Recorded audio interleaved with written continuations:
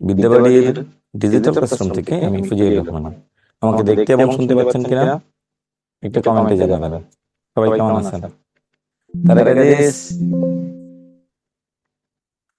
আচ্ছা, আমি কয়েকজনকে মিউট করে দিচ্ছি। হ্যাঁ, কে কোথা থেকে বলছেন? কে কেমন আছেন? মিউট করে দিচ্ছি। মোহাম্মদ শাহাবুদ্দিন, মিমি, হাত তোলেন। সবাই ভালো আছেন? আলহামদুলিল্লাহ, আমি ভালো আছি। আসসালামু আলাইকুম ওয়া রাহমাতুল্লাহ। ওয়ালাইকুম সালাম। শাহাবুদ্দিন, কি অবস্থা আপনার? শুভ সকাল। হ্যাঁ, শুভ সকাল। আচ্ছা, আজকে আমরা কি পড়বো? লেকচার কত পড়বো? মিমি শুনতে পাচ্ছেন? তারেক আজিজ, রাকিব হাসান। জি স্যার। ওকে, আসসালামু আলাইকুম স্যার। ওয়ালাইকুম সালাম। আসসালামু আলাইকুম স্যার। হ্যাঁ, সবাই কেমন আছেন? স্যার আলহামদুলিল্লাহ। ভালো আছি স্যার। আচ্ছা, আলহামদুলিল্লাহ। ভালো আছেন স্যার? আলহামদুলিল্লাহ, আমি ভালো আছি। আজকে আমরা পড়বো অনেকগুলো অধ্যায়, প্রকৃতি প্রত্যয়টা ছাড়া বাকি সবগুলো, তাই না? জি স্যার। প্রকৃতি প্রত্যয়, হ্যাঁ, স্যার আমাদের একটা তো ক্লিয়ার হয় তো। জি বলেন। একটা তো ক্লিয়ার হয় নাই। 3 আর 4 হয় নাই? না স্যার। একটু কথা বলতে হবে, একটু সময় দিচ্ছি। মাহফুজ, মাহফুজ, একটু আসতে হবে। দেখতে 3 এবং 4 হয় নাই, তাই না? তাহলে কি 1 আর 2 হয়েছিল? এক হয়েছিল স্যার। আচ্ছা, ওদের নাকি 3 আর 4 হয় নাই। হ্যাঁ, দুইটা হয় নাই। একটু আমাকে একটু সময় দেবেন, আমি এটা একটু দেখতেছি।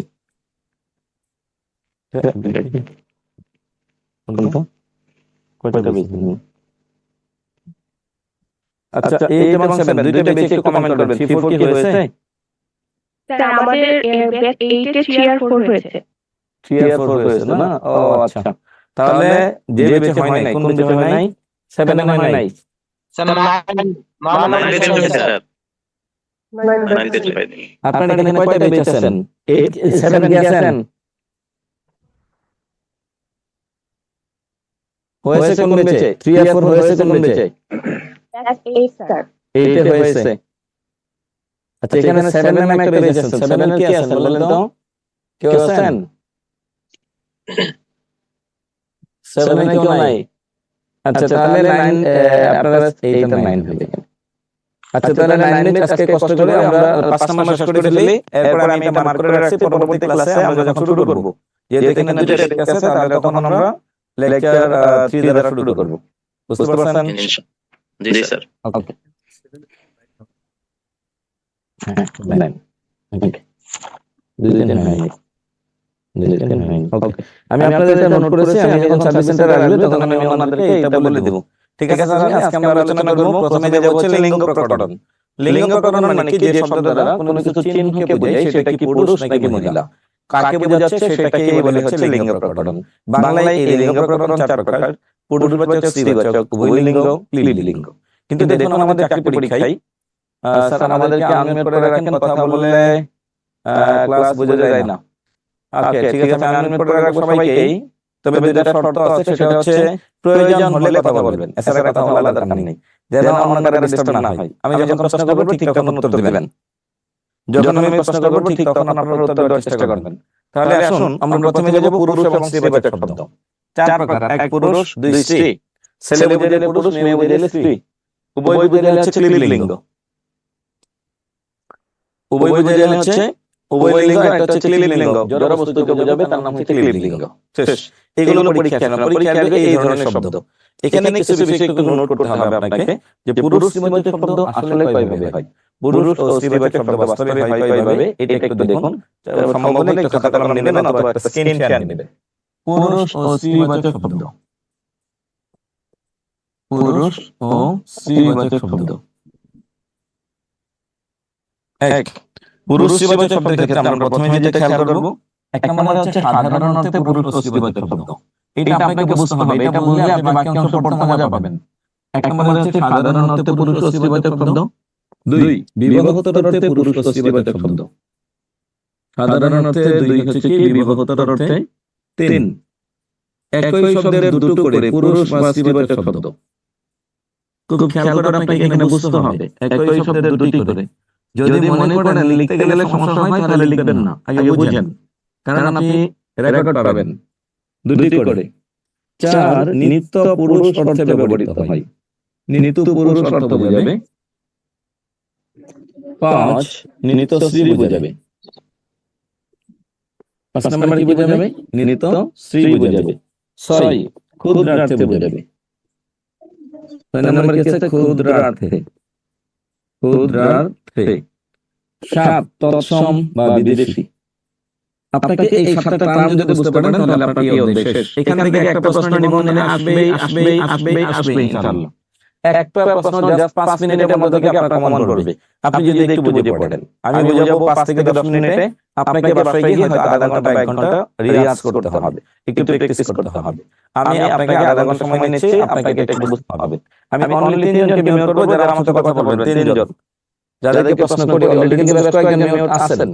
যখন যেটা প্রশ্ন করি ঠিক সেটার উত্তর দিবেন। তবে মনে রাখবেন পারিপার্শ্বিক যেন কোনো সাউন্ড না হয়। পারিপার্শ্বিক কোনো সাউন্ড যেন না হয়। পারিপার্শ্বিক সাউন্ড হওয়া যাবে না। আর যারা ক্যামেরা অন আছে আমি শুধু তাদেরকে মিউট করতেছি, না হলে যেটা হবে একটু পরে সাউন্ড হবে, আপনারা বুঝবেন না। যাদের ক্যামেরা অন আছে শুধু এরকম 3 থেকে 4 জনকে আমি মিউট করে দিচ্ছি, শুধু ক্যামেরা অন যাদের। আচ্ছা এরপরে আসুন। হ্যালো, আসসালামু আলাইকুম স্যার। ওয়ালাইকুম সালাম। নাম কি আপনার? স্যার আমার নাম রোমানা। রোমানা, ওকে। স্যার এই যে এটা কি বাস নাম্বার 9 ক্লাস হচ্ছে? হ্যাঁ, আপনাদের হচ্ছে 7 8 এবং 9 ব্যাচ। ও আচ্ছা আচ্ছা। স্যার আজকে আমি ক্লাসে থাকতে পারবো না, আমার মেয়ের এক্সাম, আমাকে বের হয়ে যেতে হবে। ওকে ঠিক আছে, সমস্যা নেই, ঠিক আছে। আপনি স্যার, কোন ক্লাসে পড়ে? ডিপার্টমেন্ট আছে, ওইখানে যেতে হবে। আমি কি লিভ নিতে পারি? হ্যাঁ হ্যাঁ হ্যাঁ, অবশ্যই। পরে একটা সময় দিতে হবে। হ্যাঁ। আচ্ছা আপনার মেয়ে কোন ক্লাসে পড়ে? স্যার আমার মেয়ে ক্লাস 3 তে পড়ে, একটা ক্লাস 9 এ পড়ে, দুটার একসাথে এক্সাম চলছে। আপনি কারা? আপনার মেয়ে 9 এ পড়ে, আপনি কেমনে? আপনি এখনো চাকরি বাজারে কি করেন? হ্যাঁ, স্যার আমার বিয়ে হচ্ছে 18 বছর হচ্ছে। 18 বছর হচ্ছে, আপনি তো বললেন বিয়ে করছেন। হ্যাঁ, করতে নাকি আপনার বাড়ি কই? 14 বছর বয়স তখন বিয়ে হয়েছে আমার। তাহলে তো ভালো বিয়ে করতেন আপনি। হ্যাঁ স্যার, বাল্য বিবাহ ক্লাস 9 এ পড়তাম তখন বিয়ে হয়েছে। আচ্ছা যাই হোক, এইটা বর্তমান সরকারের অধীনে বলা যাবে না। বর্তমান সরকারে বলবেন আমার 18 বছরে বিয়ে হয়েছে, নাহলে আপনি বাংলাদেশের আইনে অপরাধী। ধর্মীয় দৃষ্টিতে অপরাধী না, ধর্মীয় দৃষ্টিতে তো ভালো করতেন, কিন্তু আপনি বাংলাদেশের আইনে কিন্তু অপরাধী, বুঝছেন? স্যার আমাকে ধরবে না। না না, এমনি মজা করলাম। এই শুনেন, একজনে কি কমেন্ট করতে জানেন? স্যার আমার বয়স 28 বছর, এখনো বিয়ে করতে পারলাম না। এখানে অবস্থাটা বুঝে চাকরি করেন, তাহলে বিয়ে করতে পারবেন, চাকরিটা করেন। আল্লাহ আপনাকে পূর্ণ দান করুক। এখন আসুন, সব দিক থেকে আগে সমস্যা নাই, এখন চাকরিটা পেলে 16 কথা বলবো। পূর্ণতা হলো। এখন আসুন, আমি একটা শব্দ লিখলাম ভাই। ভাইয়ের বিপরীত শব্দ কি? বোন। দুজনের মধ্যে বিয়ের কোনো সম্পর্ক আছে? না। এটা কি সাধারণ অর্থ? খুব খেয়াল করে দেখুন, সাধারণ অর্থ বন্ধু। বন্ধুর বিপরীত শব্দ কি? বান্ধবী। বান্ধবী। এদের মধ্যে কোনো বিয়ের সম্পর্ক আছে? জি। এই জি। এই বন্ধু বান্ধবী বিয়ে করলে বান্ধবী হয় না? হ্যাঁ, এখন আমার কাছে একটা মেয়ে পড়তো, সে তো আমার বন্ধু না, তার সাথে আমার কথা হতেও পারে নাও হতে পারে, সে কি আমার বিবাহের মাধ্যমে বান্ধবী নাকি এমনি বান্ধবী? কথা বলবেন, আসলে এখানে বিবাহের মাধ্যমে না, বন্ধু আর বান্ধবী এখানে বিবাহ হতো না। এখানে দেবর, মেয়েরা বলুন, দেবর কাকে বলে? স্বামীর ভাই। স্বামীর ছোট ভাই। তাহলে স্বামীর ছোট বোনকে কি বলে? ননদ। ননদ। শিক্ষক, একটা ছেলে যদি শিক্ষকতা করে তার নাম হচ্ছে শিক্ষক, আর একটা মেয়ে যদি শিক্ষকতা করে তার নাম কি? শিক্ষিকা। শিক্ষিকা। এদের দুজনের মধ্যে কোনো বিয়ের সম্পর্ক নাই। আর দেখুন, এটা হলো এক। দুই নম্বর হচ্ছে বিবাহোত্তর অর্থে। ভাইকে বিয়ে করেছেন, ভাইয়ের বউকে আমরা কি বলি? ভাবি। ভাবি। এটা হচ্ছে বিবাহোত্তর। এক বিবাহোত্তর। এক সাধারণ অর্থে, দুই বিবাহোত্তর অর্থে। খুব খেয়াল করে বুঝুন। এক নম্বরে কি সাধারণ অর্থে? ভাইয়ের বিপরীতে বোন, এটা সাধারণ অর্থে, দুজনের মধ্যে বিয়ে নাই। আর ভাইয়ের বিপরীতে ভাবি, এটা তৈরি হয়েছে সম্পর্কটা বিবাহের মাধ্যমে। দুই বিবাহোত্তর। তিন একই শব্দ দুটি করে। তাহলে ভাইয়ের বিপরীত শব্দ কয়টা হলো? দুইটা। একটা সাধারণ অর্থে, একটা বিবাহোত্তর। এইবার একটু কমেন্টে উত্তর দেবেন সবাই যারা ঘুমাইতেছেন।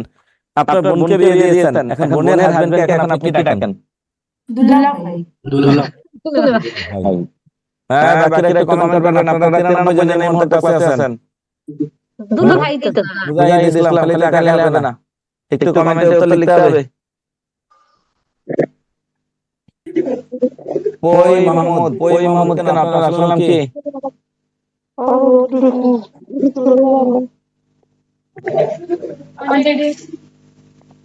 দুলাভাই, দুলাভাই, দুলাভাই, সবাই মিলে খালি উত্তর একটা লিখতেছেন। ঘটনা কি? হ্যাঁ, সবাই দুলাভাই দিবে। বোনের হাজবেন্ড কি আসলে দুলাভাই হয়? হ্যাঁ, উল্টা পাল্টা লিখবেন না। হ্যাঁ, বোনের হাজবেন্ড আবার দুলাভাই হয় কবে থেকে? আজকে থেকে দুলাভাই। হ্যাঁ, আন্দাজে লিখবেন না। ওরা কি বলবেন? দুলাল, বড় দাদা, বড় দাদা। এটা আমরা শর্ট করে কি বলি? বড়দা, বড় দিদি, বড়দি, দুলাল ছেলে, দুলালি অর্থ মেয়ে। আজকে থেকে তারা কি বলবেন? ও দুলাল ভাই, কেমন আছেন? দেখবেন আপনার দুলাল ভাইয়ের কি খবর। তাহলে আপনার ভাবিকে গিয়ে ডাকবেন, ও দুলালি, ভাবি, কেমন আছেন? ভাইয়ের কাছে এমন বিদায় দিবে আপনার বাড়ি থেকে বের করে ছাড়বে। হ্যাঁ, এগুলো ভুল। এখন বড় বোনের হাজবেন্ডের নাম কোন মতে দুলাল ভাই ডাকলেন, ছোট বোনের হাজবেন্ডকে কি ডাকেন? জামাই। এ রহিম, এ করিম, হ্যাঁ না। ছোট বোনের হোক আর বড় বোনের হোক, আমার ব্যাকরণে তাকে বলে ভগ্নিপতি। বলে তার নাম কি? বোনের বিপরীতে দুইটা, সাধারণ অর্থে ভাই, বিভক্ত অর্থে কি? ভগ্নিপতি। দুলাভাই, দুলাভাই এগুলো বলা যাবে না। দুলাভাই, দুলাভাই কোনো মতে বলা যাবে না, এটা ভুল।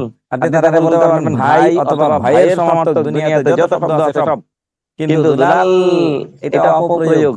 আমরা আগামী ক্লাসে পড়বো। তার কষ্ট দেখে আমার অশ্রু জল আসায় না। অশ্রু আর জল একই অর্থের, এই জন্য এটা ভুল। ইদানিং কালে, ইদানিং অর্থ যেটা, কালে অর্থ একটাই, একই অর্থের দুটো শব্দ বললে ভুল। দুলাল অর্থ ছেলে, ভাই অর্থ ছেলে, হ্যাঁ, এটা করা যাবে না, এটা ভুল। এখন আপনাকে উল্টা করে শিখতে হবে যে স্যার কোন চ্যাপ্টার পড়াচ্ছেন বুঝতে পারতেছি না। লেকচার কত? 5, লেকচার 5, 5 না 6 আছে আজকে? হ্যাঁ, বলুন। পড়াচ্ছে এনটিআরসিএল লেকচার 5। বলুন, আপনার বন্ধু বিয়ে করেছে, ছেলেরা বলবেন এবার। বন্ধুর বুকে আপনারা কি রাখেন? ভাবি, বুকে ভাবি রাখেন। তার কাছে ভাবি। খাইরুল ইসলাম, বন্ধুর বুকে কি রাখেন? ভাবি তো। ভাবি। ইয়াসিন মোল্লা, বন্ধুর বুকে কি রাখেন? ভাবি রাখি স্যার। ভাবি রাখি। তাহলে মেয়েরা বলুন, আপনার বান্ধবীরা বিয়ে করেছেন, এখন বান্ধবীর হাজবেন্ডকে কি রাখেন? ভাইয়া। ভাইয়া। এই ডাক কই পেয়েছেন? বান্ধবীর হাজবেন্ড ভাই, বান্ধবীর হাজবেন্ড ফার্স্ট কথা বলতো ভাই। পরে দুদিন পরে বান্ধবীর হাজবেন্ড সতীন মানে বলে রাখবে, পরে বুঝবেন ঠেলা। বন্ধুর বিপরীত হচ্ছে বন্ধু পত্নী। কেমন বলেন যে ভাবি। বন্ধু কি আপনার ভাই নাকি? হ্যাঁ, বন্ধু কি আপনার ভাই কোনোদিন হতে পারে? বন্ধুর বিপরীত দুইটা, একটা হচ্ছে বান্ধবী, একটা বন্ধু পত্নী। আর বান্ধবীর বিপরীত দুইটা, একটা হচ্ছে বন্ধু, আরেকটা হচ্ছে বান্ধবী পতি। তারে বুঝাই দেবেন, এই তুমি কিন্তু আমার বান্ধবীর হাজবেন্ড, আমার দিকে সাবধান নজর দেবে না। তাইলে কিন্তু উল্টা পাল্টা হবে। এরপরে যান, দেবরকে বিয়ে করেছেন, মেয়েরা বলুন দেবরের ওয়াইফকে আমরা কি বলি? যা। আর ননদকে বিয়ে দিয়েছেন, ননদের হাজবেন্ডকে আমরা কি বলি? নন্দাই। ননদের বিপরীত দুইটা, একটা হচ্ছে দেবর, একটা হচ্ছে নন্দাই। আপনার স্যার বিয়ে করেছে, স্যারের বউ শিক্ষক না। এবার আসুন, আপনি বাস্তবে স্যারের বউকে কি ডাকেন? আপনার বউ সে আসলে শিক্ষক না, তাহলে আপনি তারা কি ডাকবেন? ম্যাডাম। ম্যাডাম। তাহলে একটা মেয়ে যে শিক্ষক, তারা কি ডাকবেন? Double madam. উনি একবার ম্যাডাম বলে যে মেয়ে শিক্ষক, তারা তো দুইবার ম্যাডাম বলা দরকার। ও ম্যাডাম, ম্যাডাম কেমন আছেন? তখন কি এটা করেন? কেন? তাহলে একটা মেয়ে যে শিক্ষক, যে মেয়েটা শিক্ষক, তার আপনার কি ডাকা উচিত? Double madam. তাহলে আমরা ডাবল ম্যাডাম বলি না। তাহলে একটা ছেলের বউকে আমরা স্যারের বউকে ম্যাডাম বলার সুযোগ নাই। এখন স্যারের বউকে বলবেন শিক্ষক পত্নী। তার আজকে থেকে গিয়ে বলবেন, ও শিক্ষক পত্নী কেমন আছেন? এখন আপনার ম্যাডাম বিয়ে করেছে, তার হাজবেন্ড শিক্ষক না। শিক্ষক থাকলে তো শিক্ষকই, তাহলে তারা বলবেন শিক্ষিকা পতি।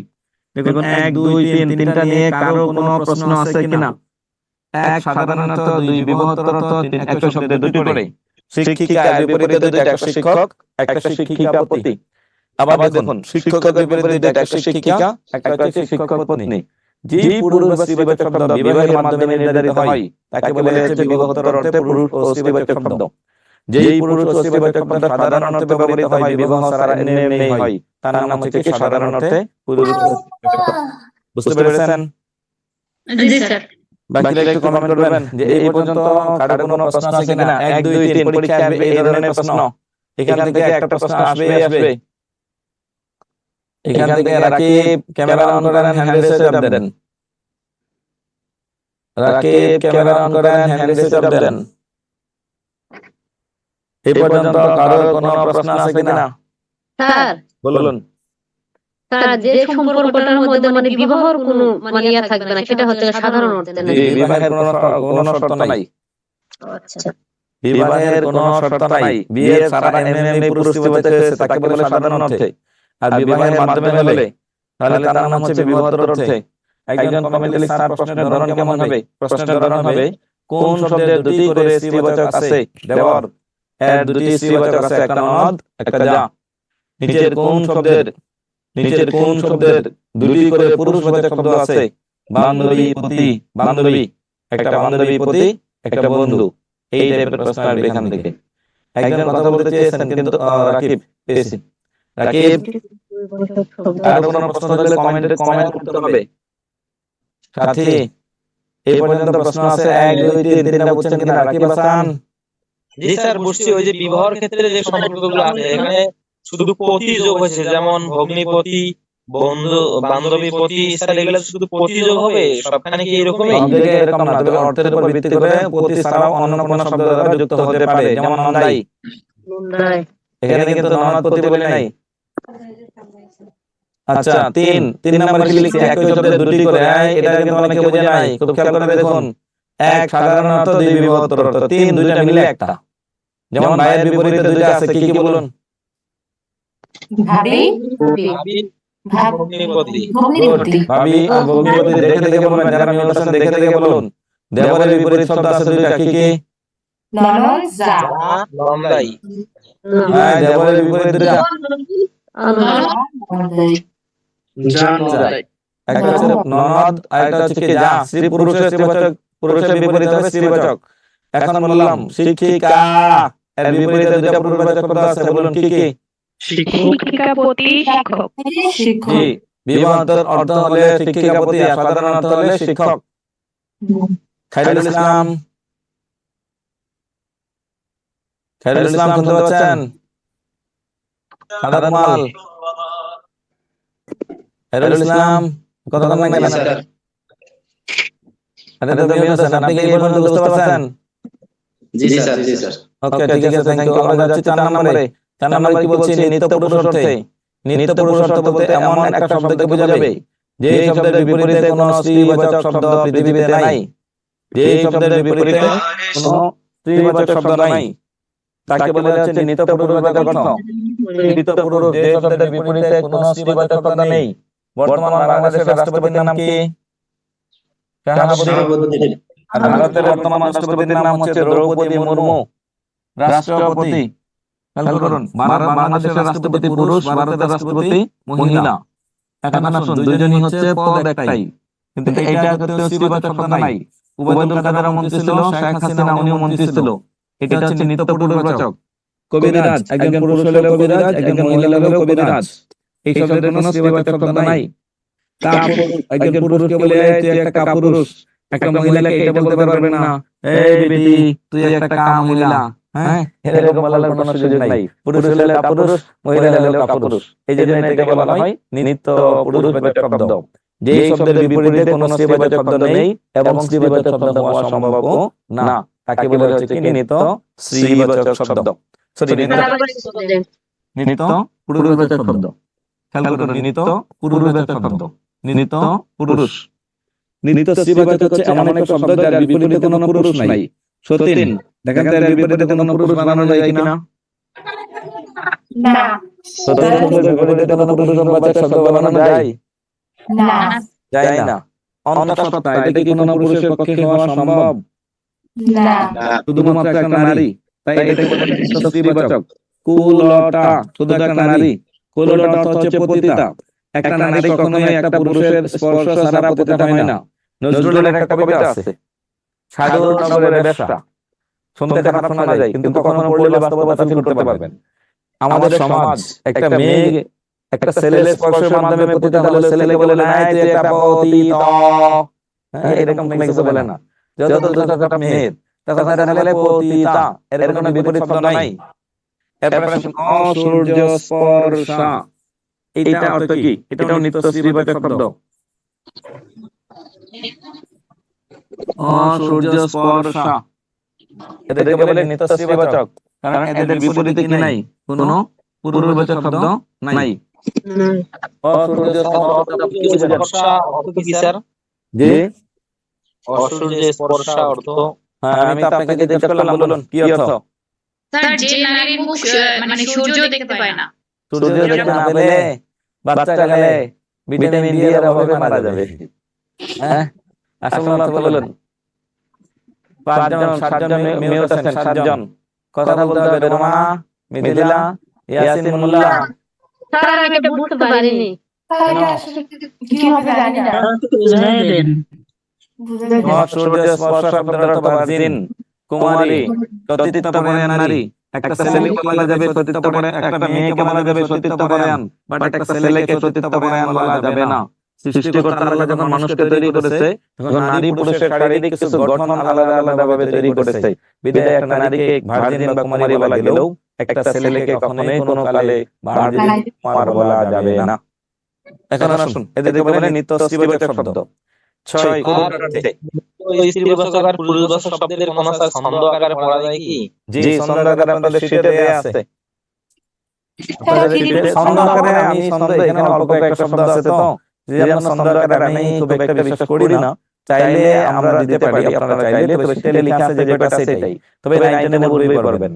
নিবন্ধন পরীক্ষায় বারবার বলেছি আজকের ক্লাস থেকে শুধু পুরুষবাচক থেকে একটা প্রশ্ন কলেজ, একটা প্রশ্ন স্কুল, একটা প্রশ্ন স্কুল 2 তে অবশ্যই কমন থাকবে। এই জন্য আমি আপনাকে ডিটেইলস বোঝানোর চেষ্টা করছি। আমি বেসিকটা ধরে দিচ্ছি, আপনাকে শীট পড়তে হবে। শীট পড়ে অথবা 9 10 বোর্ড বইটা পড়ে আপনি যেটা করবেন, যেখানে সমস্যা আছে সেটা 4টা ক্লাসের পর আপনি মার্ক করে রাখবেন যে স্যার আমার এটা সমস্যা। পুরুষ স্ত্রীবাচক শব্দ নিবন্ধনের সিলেবাসে আছে, বারবার বলছি। এখান থেকে কিন্তু একটা প্রশ্ন আসবেই, মাত্র 2 পৃষ্ঠা পড়লে একটা প্রশ্ন পাবো। এর চেয়ে সহজ আর কি আছে বলুন? 2 পৃষ্ঠা পড়লেই কমন। আর এটা এমন একটা পৃষ্ঠা, বুঝে পড়লেই হয়ে গেল। আর এটা আমরা সারা জীবন পড়ে আসছি 80% পড়া। জাস্ট এখন শুধু রিভিশন দিবেন। লাস্ট ক্ষুদ্রার্থে। ক্ষুদ্রার্থে হওয়ার জন্য 3টা শব্দ দরকার। এক, শব্দের শেষে ইকা থাকবে, ইকা। 2, শব্দটা দ্বারা ছোট অর্থ বোঝাবে। 3, বিপরীতে কোনো পুরুষ থাকবে না। পুরুষ থাকবে না। পুরুষ থাকবে না। খুব খেয়াল করে দেখুন। 1 নম্বরে একটা শব্দ লিখলাম পুস্তিকা। উচ্চারণে দেখুন তো ইকা আছে কিনা? আছে স্যার। নাকি ইকা, ইকা, পুস্তিকা, ইকা, ইকা, ইকা আছে? আছে স্যার। শেলিকা, ইকা, শেলিকা, ইকা। খুব খেয়াল করুন। 1 নম্বর শর্ত মিল। 2 নম্বর শর্ত ছোট অর্থ বোঝাবে। পুস্তিকা ছোট বই, নাটিকা ছোট নাটক, শেলিকা বউয়ের ছোট বোন। পুস্তিকার বিপরীতে একটা শব্দ আছে পুস্তক। বলুন পুস্তক কি আসলে পুরুষ? না স্যার। তাহলে এটা ক্ষুদ্রার্থ। 3টা শর্ত মিলেছে, 1 2 3। নাটিকার বিপরীতে একটা শব্দ আছে নাটক। নাটক কি আসলে পুরুষ? না স্যার। তাহলে এটাও ক্ষুদ্রার্থ, ঠিক আছে। শেলিকার বিপরীতে একটা শব্দ আছে শ্যালক। শ্যালক কি আসলে পুরুষ? জি স্যার। এইটা বাদ, এটা ক্ষুদ্রার্থ হবে না। 3টা শর্তের মধ্যে 2টা শর্ত মিলে গেছে, কিন্তু একটা শর্ত মিলে নাই। খুব খেয়াল করে দেখুন। ক্ষুদ্রার্থটা খুবই ইম্পর্টেন্ট, এখানে বোঝার বিষয়। নাহলে মুখস্থ করলে লাভ নেই। শব্দের শেষে ইকা থাকবে, ছোট অর্থ বোঝাবে, বিপরীতে কোনো পুরুষবাচক শব্দ থাকা যাবে না। 3টা শর্ত। 3টা শর্তের মধ্যে যদি 2টা মিল আছে, একটা মিল নাই, হ্যাঁ, তাহলে হবে না। যেমন সেবিকা, ইকা আছে কিন্তু বিপরীতে এর সেবক আছে, পুরুষ। হ্যাঁ। আসলে এটা ছোট অর্থ বোঝা যায় না। তাহলে প্রথম দ্বিতীয় স্টেপে সেবা করে যাবে। 3টা স্টেপ অতিক্রম করার পর যদি দেখেন বাস্তবতার সাথে মিল আছে, তবে তাকে বলা হচ্ছে কি ক্ষুদ্রার্থে। একটা স্ক্রিনশট নেবেন। একটা স্ক্রিনশট নেবেন। নিয়েছেন? এইবার এদের কাছে আমার প্রশ্ন, যারা অলরেডি বিয়ে করেছেন, আপনার জামাই কি করেন, পেশা কি? মুখে বলা যাবে না। জামাইয়ের নাম মুখে বলা যায় না, পেশা বলা যাবে না। কমেন্টে শুধু লিখবেন আপনার জামাই কি করে। যারা বিয়ে করেছেন এরা, আর যারা বিয়ে করেন নাই এরা লিখলে মাইর খাবেন। একজন পেয়েছে বিজনেস করে। জনতা ব্যাংকের সিনিয়র অফিসার, আইন ব্যবসা করে, নাম বলবো না, আমি শুধু ব্যবসাগুলো বলছি। বিজনেস করে, শিক্ষক, মাদ্রাসার প্রভাষক, প্রাইমারি টিচার, ইঞ্জিনিয়ার, শিক্ষকতা, অ্যাডভোকেট। হ্যাঁ, মোহাম্মদ শাহাবুদ্দিন আপনার জামাই আছে নাকি? হ্যাঁ, আপনি কেন বলবেন? ইউনিভার্সিটির অ্যাসোসিয়েট প্রফেসর, টেক্সটাইল ইঞ্জিনিয়ার। হ্যাঁ, দেখছেন অবস্থা কি, সবাই তো প্রতিষ্ঠিত মানুষ, তাই তো? হ্যাঁ, জি স্যার। এত ধনী মানুষ কেন আপনারা? এক পরিবারে যদি সবগুলো যায় স্যার, বাকি গেলে কি করবে? হ্যাঁ, দাঁড়ান, ভূতত্ত্ব সহকারী পরিচালক, এক্সিকিউটিভ অফিসার, বসুন্ধরা গ্যাস, সরকারি প্রাইমারি শিক্ষক। তারা আমাদের বিবাহ কি করে সেটা বলতে চেয়েছিলাম। শাহাবুদ্দিন, আপনারা জিজ্ঞাসা করে নাই, যেহেতু আপনার মন চাইতেছে বলে ফেলুন। হ্যাঁ, আপনি বউ পাইছেন তো? হ্যাঁ, অর্ধেক ছেলে মেয়ে ছেলে আছেন, এখানে বিয়ের খবরই নাই, চাকরি নাই, বাকরি নাই, বিয়ে।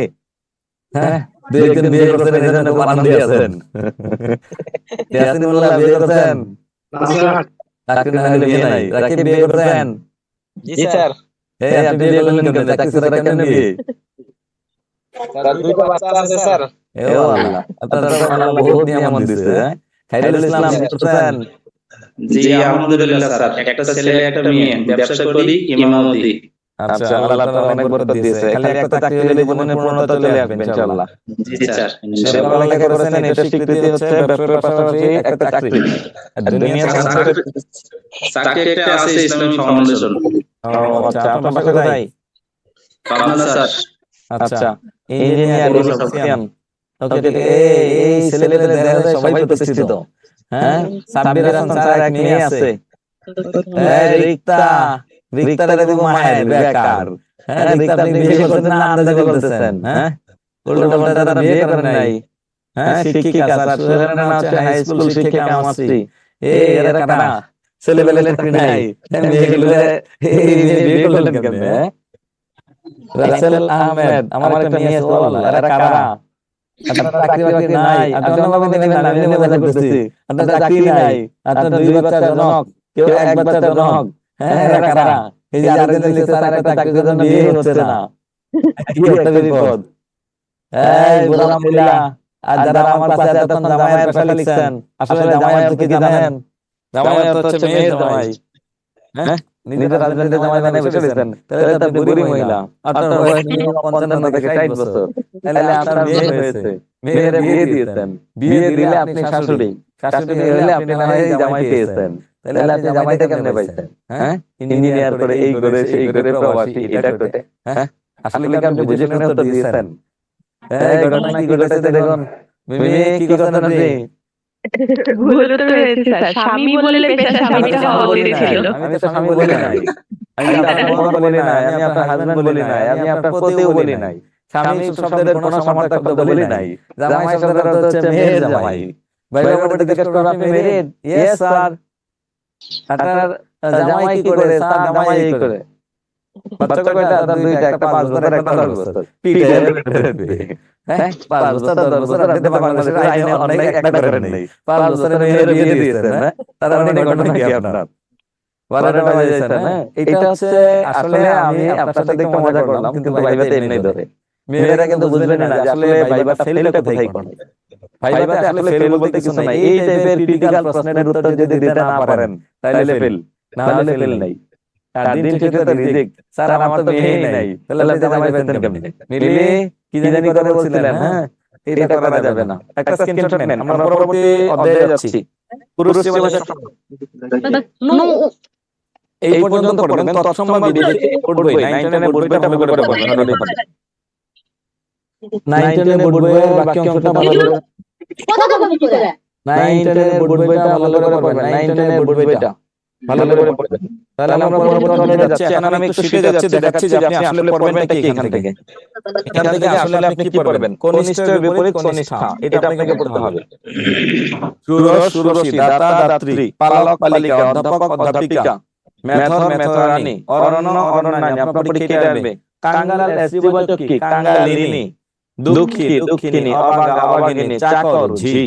মেয়েরা যদি কাজ করে অন্যের বাসায় তাকে বলে ঝিয়ের কাজ, আর ছেলেরা যদি অন্যের বাসায় কাজ করে তাহলে তার নাম হচ্ছে চাকর। রানীও বলা যাবে, দুটোই বলা যাবে। বাদশাহ বেগম, আপনার পরীক্ষায় প্রশ্ন আসবে কুলি আর বিপরীত শব্দ কি? কামিন, সরি কমিন বা কামিন দুটোই হয়। বেআই বেআইন, হুজুর হুজুর আইন, মেধাবী মেধাবিনী, এটা হচ্ছে আপনার কাজ। এটা আপনি একা একা নিজে নিজে পড়বেন, একা একা এটা আপনি নিজে নিজে পড়বেন। এরপরে পার্ট 2 আমরা দেব সংখ্যাবাচক শব্দ। সংখ্যাবাচক শব্দটা বের করুন লেকচার শিটে। সংখ্যাবাচক শব্দ, সংখ্যাবাচক শব্দ আছে না আপনার এখানে? আছে। সংখ্যাবাচক শব্দ, সংখ্যাবাচক শব্দ কাকে বলে? যে শব্দ দ্বারা কোনো একটা সংখ্যা গণনা বা গণনা দ্বারা কোনো একটা লব্ধ ধারণাকে যদি বোঝায় তার নাম হচ্ছে সংখ্যাবাচক শব্দ। এটা ভাইবার জন্য খুবই গুরুত্বপূর্ণ। আপনি শিক্ষক জীবনে খুবই গুরুত্বপূর্ণ। যখন মাস্টারি পেশায় আসবেন, শিক্ষকতা পেশায় অনেক জায়গায় আপনাকে বাচ্চারা আটকে দিবে। বাচ্চার মা বাবা এসে দু চারটা প্রশ্ন জিজ্ঞেস করবে, তখন ভাববেন না আপনি কি আরবি শিক্ষক, নাকি দর্শনের শিক্ষক, নাকি ইংরেজি শিক্ষক, আপনি কি সহকারী শিক্ষক, নাকি আপনি প্রভাষক, এইগুলো দেখার সময় নেই। দমদম এসে প্রশ্ন করবে, তখন আপনাকে উত্তর দিতে না পারলে তখন কেমন লাগবে? সংখ্যাবাচক শব্দ, সংখ্যাবাচক শব্দ চার প্রকার। এক অঙ্কবাচক, দুই পরিমাণ বা গণনাবাচক, তিন ক্রম বা পূরণবাচক, চার নম্বরে হচ্ছে তারিখবাচক। আমি প্রথমে একজন একজন করে ধরবো। মিমি, আজকে বাংলা কত তারিখ, কোন মাস? ইয়েস অর নো, জানলে বলবেন, না জানলে জানি না। আর বাকিরা কমেন্টে লেখার চেষ্টা করুন আজকে বাংলা কোন মাস, কত তারিখ। মিথিলা, কত সাল? তুমানা, স্যার মনে নেই, মানে জানি না। বিভা, সরি জানি না। হ্যাঁ আমি পাস করছেন। রাকিব, 1431 সাল স্যার। কোন মাস, কত তারিখ? অগ্রহায়ণ মাস স্যার। হ্যাঁ আন্দাজে ভালো করে বলবেন। এই কেডা, আপনি ক্যালেন্ডার নামাইছেন কেন দেয়াল থেকে? কি চালাক রে বাবা, পাশে ক্যালেন্ডার আছে, ক্যালেন্ডার নামাই বসে বসে দেখতেছে। হেরুল ইসলাম, সার্ভিসে অগ্রহায়ণ। 20 অগ্রহায়ণ, কত সাল? জি স্যার 1431। বুঝে বলছেন না আন্দাজে বলছেন? জি স্যার বুঝে বুঝে পড়ায় দিনই দেখতে হয়। দেখে বলছেন? জি ওই মানে স্যার আমি তো দেখে লিখছি 100% কারেক্ট। এই করছেন তো নকল, আমার কমেন্টে লিখেন যে দেখে লিখছি 100% কারেক্ট, এটা মানলাম, কিন্তু আমার লিখছেন কি দেখে লিখছি। কি একটা বিপদ আপনাদেরকে নিয়ে, হ্যাঁ? ঘটনা কি দিদি রাই, আপনি বলুন আজকে বাংলা কোন সাল, কোন মাস, কত তারিখ? স্যার 20 অগ্রহায়ণ। কত সাল? সালটা কনফিউজ স্যার। এমন মাইর দেব আপনারে, আপনার ধর্মীয় সকল উৎসব বাংলা সালের উপর নির্ভর করে, বাংলা মাসের উপর, আর আপনি আছেন সালটা কনফিউজড। হ্যাঁ উপায় আছে? ভাই বলে দিল তারিখ বলতে না পারলে, যেমন মুসলিমদেরকে আরবি, হিন্দুদেরকে বাংলা, এটা জিজ্ঞাসা করবেই, করলে যদি উত্তর সম্ভবত 1431। সম্ভবত, মানে আপনি সন্দেহ, তাই তো? স্যার 1431 হবে। 1431। আপনি একটু বলেন হিন্দু ধর্মের আপনি বলবেন হচ্ছে প্রথমে বাংলা মাস কোনটা কয় দিনে যায়? স্যার বৈশাখ মাস। সবগুলো কোনটা কয় দিনে যায়? হাইরুল, জি স্যার। কোন মাস কয় দিনে যায় বাংলাতে বলতে পারবেন? না স্যার। এরপরে যাবেন হচ্ছে বিল্লাল, ওমর ফারুক মোংলা, হ্যাঁ বিপ্লবী, স্যার বাংলা মাস তো বেশি মানে সবই তো মানে 30 দিনে। হ্যাঁ আন্দাজি। এই উল্টো পাল্টা যাচ্ছে তো, এটা কই শিখেছেন আপনি? রাকিব, স্যার আমি তো কখনো শুনি নাই যে কি কোন কি আপনারা? হ্যাঁ ইয়াসিন মোল্লা, জানেন না ঘুমাচ্ছেন। প্রথম 5টা মনে হয় 31 দিনে, আর বাকিগুলো মনে হয় 30 দিনে স্যার। জি স্যার ইয়াসিন মোল্লা, বাংলা মাস কোনটা কয় দিনে যায়? জানা নেই স্যার। একজন একটা হয় নাই। মিথিলা, দেবনা, জানা নেই স্যার। জানা নাই স্যার। হ্যাঁ আপনারা কারা? এই যে এমএ পাস করছেন, আপনাদের সার্টিফিকেট এখন নজরুলের মতো বাজেয়াপ্ত করার দরকার, জমা দিয়ে দেন। হ্যাঁ বাংলা মাস কোনটা কয় দিনে যায় এটা যদি বলতে না পারেন তাহলে তো হবে না। বাংলা মাস প্রথম লিখুন, খাতা কলম নেন। এটা হচ্ছে আমাদের আজকের ক্লাসের আলোচনার বিষয়। বাংলা মাস কোনটা কয় দিনে যায় খুব খেয়াল করে দেখুন। বাংলা মাস প্রথম 4টা যাবে, প্রথম 6টা যাবে হচ্ছে 31 দিন। মাস প্রথম 6টি 31 দিন গুণন করেন, 6 কে 6 318। পরের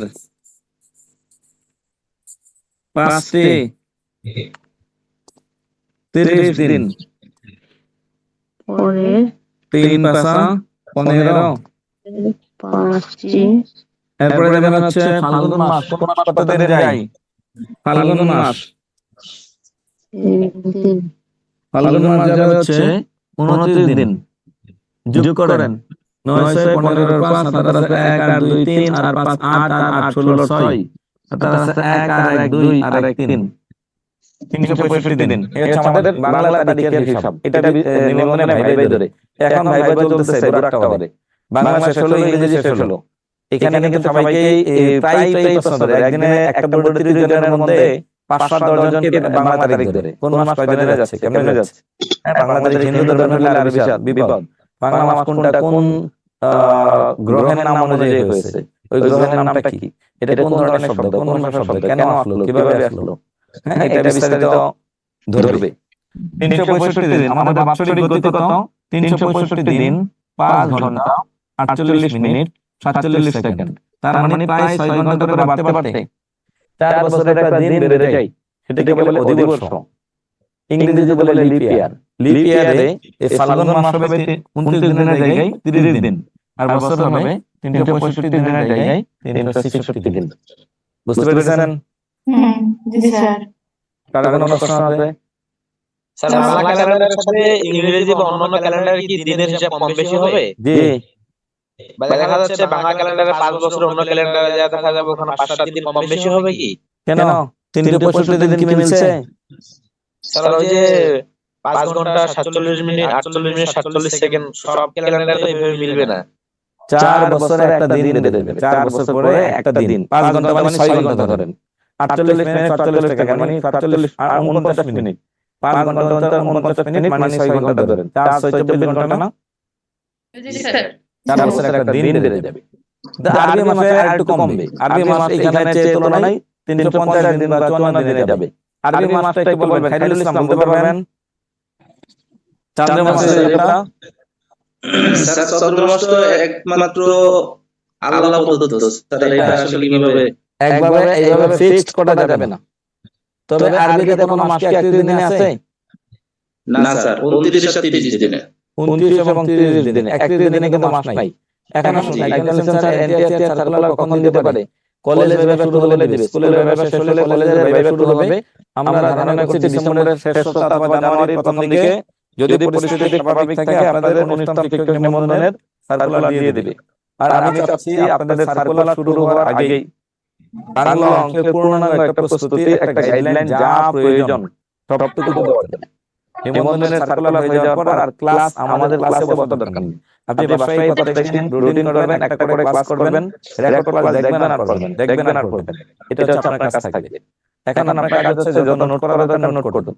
একটু টুকটাক যদি পড়তে গিয়ে কষ্ট হয় বা একটু সময় কম পান, নোটটা করে ফেলেন, রেকর্ড দেখে নোট করবেন। এরপরে আপনার কাজ হচ্ছে যখন সার্কুলার হয়ে যাবে আর ক্লাস তখন তো শেষ হয়ে যাবে, রেকর্ড ক্লাস দেখবেন। রেকর্ড ক্লাস দেখবেন, যদি বিশেষ কোনো সমস্যা হয় আমাদের ফেসবুক গ্রুপ আছে অথবা আমাদের সার্ভিসে জানাবেন, আমরা প্রয়োজনে সলভ ক্লাস নিব তখন। এটা হচ্ছে আমাদের কাজ। তো আমার কথা হচ্ছে আপনাকে শুধু বাংলাতেই 20 পেতে হবে, আল্লাহ যদি রহমত করে। আর আপনি যদি চেষ্টা করেন ইনশাআল্লাহ আপনি 25 পাওয়ার সম্ভাবনা আছে। 5 পাও ছেড়ে দিলাম, কোনো কারণে 5টা ভুল, 5টা দিলেন কমন করলো না, আপনাকে 20 পাওয়াই লাগবে। যদি 20 না পারেন তাহলে মনে রাখবেন না আপনি আমার কথা শুনেন নাই।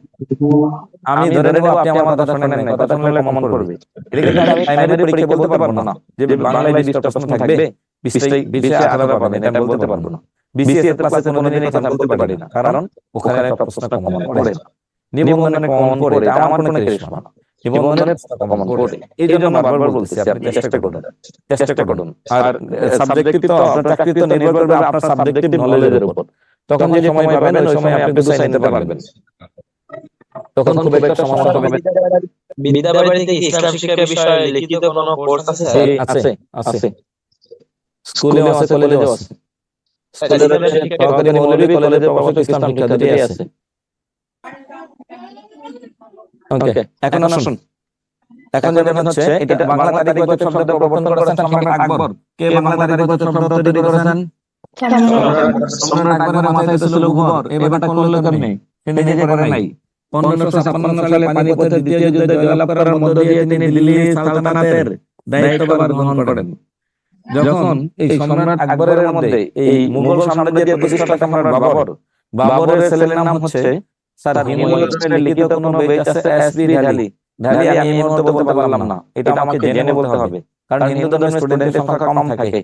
আর ইসলাম শিক্ষা তো ওই যে প্রত্যেকটা স্কুলে বাধ্যতামূলক, প্রত্যেকটা স্কুলে কিন্তু ইসলাম শিক্ষা একজন করে লাগেই। আর হিন্দু ধর্ম সকল স্কুলে নাই, বিধায় আমি এটা জেনে আপনাদেরকে পরবর্তী ক্লাসে জানাতে পারবো। কারণ এখানে স্পেসিফিক কোর্স করা লাগে হিন্দু ধর্ম শিক্ষক হওয়ার জন্য, সার্টিফিকেট কোর্স যেটাকে বলে, অথবা সংস্কৃত ভাষায় পড়ালেখা করতে হয়। এরকম ছেলে মেয়ে এমনি কম পাওয়া যায়, আমি এটা জানি না, আগামী ক্লাসে জেনে বলার চেষ্টা করবো। তাহলে আসুন, সম্রাট বাবর তার ছেলের নাম হচ্ছে হুমায়ুন। 1540 সালে 64 যুদ্ধে হুমায়ুন শের শাহ নিকট পরাজয় বরণ করেন। এ পালায় কোনো মতে সে গিয়ে আশ্রয় নেয় তুরস্কে, পারস্যে, বর্তমানে যেটা পারস্য, এই ইরান, এই ইরানে গিয়ে সে কি করে আশ্রয় নেয়। ইরানে জন্ম হলো সম্রাট আকবরের। সম্রাট আকবর পরবর্তীতে ইরান সরকারের সহযোগিতায় যখন তিনি পানিপথের দ্বিতীয় যুদ্ধে জয়লাভ করেছেন, তখন তিনি কি করলেন, এই অঞ্চলে তার রাজত্ব প্রতিষ্ঠা করার জন্য একটা সময় তিনি কি করলেন, সাম্রাজ্যের বিস্তৃতি ঘটালেন, ফার্সিকে রাজভাষা করে দিলেন। এর আগে কখনো ফার্সি রাজভাষা ছিল না। আমরা বলি নামাজ একটা ধর্মীয় শব্দ, ধর্মীয় একটা ধর্মীয় ইবাদত, কিন্তু শতকরা 99% মানুষ নামাজ এর বাংলা জানে না। শতকরা 99% নামাজ বুঝি, রোজা ফার্সি শব্দ, এর আরবি সাওম অথবা সিয়াম জীবনেও বলি না। নামাজের আরবি হচ্ছে সালাত, হ্যাঁ বাংলা তো জানি না। নামাজের আরবি সালাত, কোন দিন বলে আসো সালাত আদায় করি, হ্যাঁ আমরা নামাজ পড়স, নামাজ পড়স বেটা, চলো নামাজে যাই, আসো একটু নামাজটা পড়ি, এমনি বলি। তো বাংলাতে আমরা জানার চেষ্টা করি না। এই সম্রাট আকবরের সময় ইরানের একজন বিশিষ্ট জ্যোতিষ্ক বিজ্ঞানী ছিল, যে আকাশের জ্যোতিষ্ক মণ্ডলীর চলাচলের উপর ভিত্তি করে তিনি একটি ধর্ম তৈরি করেছেন, তার নাম হচ্ছে এই বাংলা মাস। ওই যে ব্যক্তিটা আবিষ্কার করেছেন তার নাম হচ্ছে উমর ফতুল্লাহ ইরাজি। নাম কি? বলুন, উমর ফতুল্লাহ ইরাজি। উনি কি করেছেন, নক্ষত্রের চলাচলের উপর ভিত্তি করে এই তারিখ তৈরি করেছেন। ইসলাম ধর্মের সকল উৎসব পরিচালিত হয় চাঁদের উপর ভিত্তি করে, হিজরি সালের উপর। হিন্দু ধর্মের সকল উৎসব পরিচালিত হয় এই নক্ষত্রের উপর ভিত্তি করে, এই বাংলা সালের উপর। সম্রাট আকবর ধর্ম তৈরি করেছিলেন দ্বীন এ ইলাহি। এই দ্বীন এ ইলাহির মূল মন্ত্র কি ছিল কি জানেন? লা ইলাহা ইল্লাল্লাহু আকবারু খলিফাতুল্লাহ। সালামে রেখেছিল আল্লাহু আকবার, উত্তর দিতে হতো জাল্লা জালালুহু, কারণ তার মূল নাম ছিল জালালউদ্দিন মুহাম্মদ আকবর। হ্যাঁ, যারা মাদ্রাসায় আছেন অনেক ভালো জানেন, আলেম মানুষ অনেক আছেন আমার কাছে। অনেকে বলেছিল তিনি ইসলাম ধর্ম ত্যাগ করেছিলেন, আবার ইতিহাসে বলে যে না, তিনি শেষে এসে ইসলামে আবার ছিলেন, ফিরে এসেছিলেন। আচ্ছা, এটা আপনারা বলবেন, আমি আমার ইতিহাসে যতটুকু পাই, এটা আপনারা যেহেতু ইসলাম ধর্ম নিয়ে পড়ালেখা করেছেন, অনেক অনেক জ্ঞানী মানুষ আছেন এখানে, এটা আপনারা বলবেন। তা আমি যতটুকু ইতিহাসে পড়েছি, আমি যতটুকু জেনেছি, ওনার ধর্মের এই মূল মন্ত্র ছিল লা ইলাহা ইল্লাল্লাহু আকবারু খলিফাতুল্লাহ। আবার কোথাও ছিল এরকম লা ইলাহা ইল্লাল্লাহু মুহাম্মাদুর রাসূলুল্লাহ ওয়া আকবারু খলিফাতুল্লাহ। হ্যাঁ, এটা কোথাও ছিল। তবে আকবর ছিলেন হযরত মুহাম্মদ সাল্লাল্লাহু আলাইহি ওয়াসাল্লামের ব্যাপারে ঘোর বিদ্বেষী। হযরত মুহাম্মদ সাল্লাল্লাহু আলাইহি ওয়াসাল্লামকে কোনো মতেই সহ্য করতে পারতেন না। ওনার একজন মন্ত্রী ছিল মুল্লা দু পিয়াজ। ওনার ইতিহাসটা যদি পড়েন তাহলে বুঝতে পারবেন যে একমাত্র মন্ত্রিসভার মধ্যে বীরবল, টুডরমল, তামসেন সহ এই আইনে আকবরী আবুল ফজল সহ যারা ছিল সবাই ছিল হচ্ছে, তাদের মধ্যে থেকে 17 জন মন্ত্রী এই দ্বীন ইলাহি গ্রহণ করে, কিন্তু বেশ কয়েকজন মানুষ দ্বীন ইলাহি গ্রহণ করে না। এবং এই দ্বীন ইলাহির বিরুদ্ধে একজন ইসলামিক পণ্ডিত বা ইসলামিক স্কলার তিনি আন্দোলন গড়ে তুলেন, তার নাম হচ্ছে আল্লামা মুজাদ্দিদ-ই আলফে সানি। এই ওনার সাথে এই মুজাদ্দিদ-ই আলফে সানি, যারা মাসে পড়েছেন, আমি আশা করি আপনারা এই নাম সম্পর্কে বিস্তারিত জানেন। উনি শুধু মুসলিমদেরকে নিয়ে আন্দোলন করেছেন তা না, ওনার আন্দোলনের ফলে প্রেক্ষাপটে হিন্দু ধর্মের যারা পুরোহিত, এই পুরোহিতরা রাস্তায় নেমেছেন। কারণ এখানে তিনি প্রথম কাজটি যেটা করেছেন, এই দ্বীন ইলাহি হিন্দু এবং মুসলিম বিয়ে বৈধ। কি একটা বিপদ!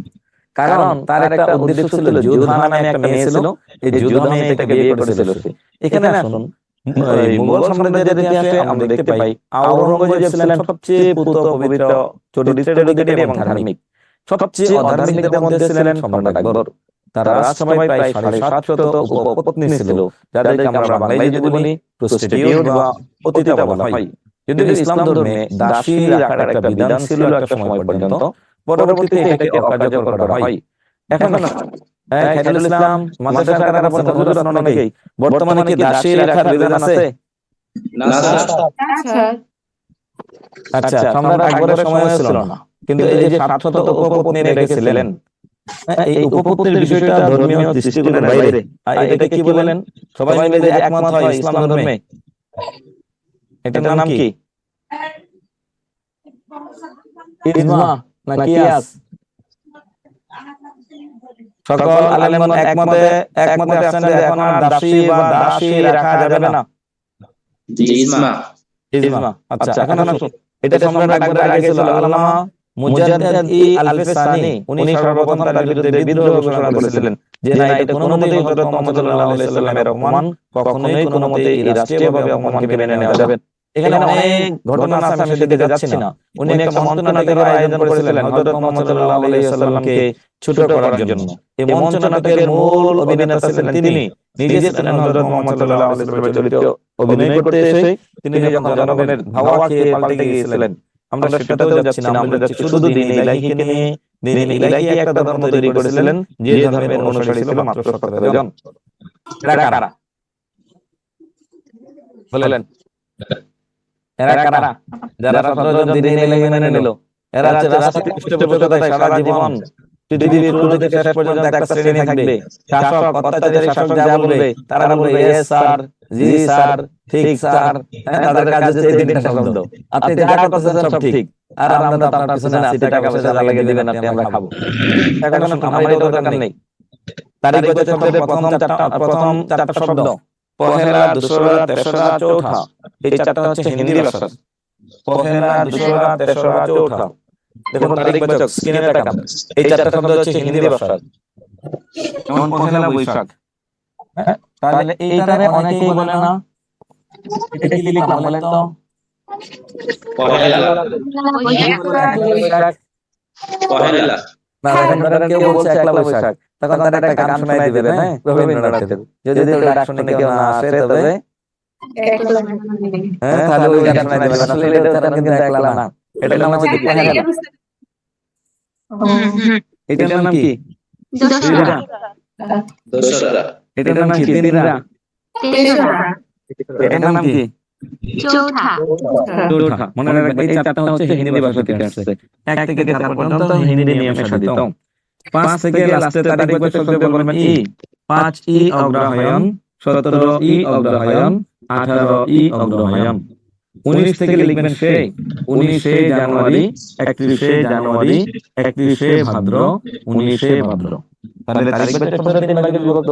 1 থেকে 4 পর্যন্ত পহেলা, দুসরা, তেসরা, চৌঠা। 5 থেকে ই 18 পর্যন্ত। 5 থেকে 18 পর্যন্ত কি হবে? ই। 19 থেকে 31 পর্যন্ত কি হবে? সে। বুঝতে পারছেন? জি স্যার। এবার আসুন, আপনার ক্লাস 10 এর রুল কত ছিল বাংলায়? কমেন্টে লিখুন। সবাই বলা যাবে না, এটা ভাইবার প্রশ্ন। ভাইবাতে কিন্তু ফেল করাই না, ফেল করানোর সুযোগ নাই। 20 নম্বরের ভাইবা নিবন্ধন, এটার নাম্বার কিন্তু আপনার চাকরি পাওয়ার জন্য যুক্ত হবে না। ফেল করা এখানে 2-4টা প্রশ্ন না, উল্টা পাল্টা তথ্য দিবেন, ফেল। কোনো কিছু করার নাই।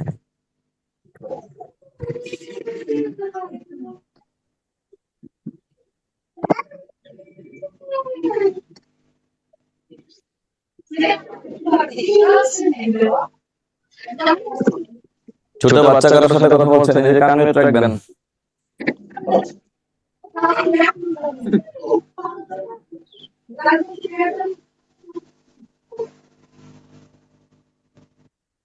হুম,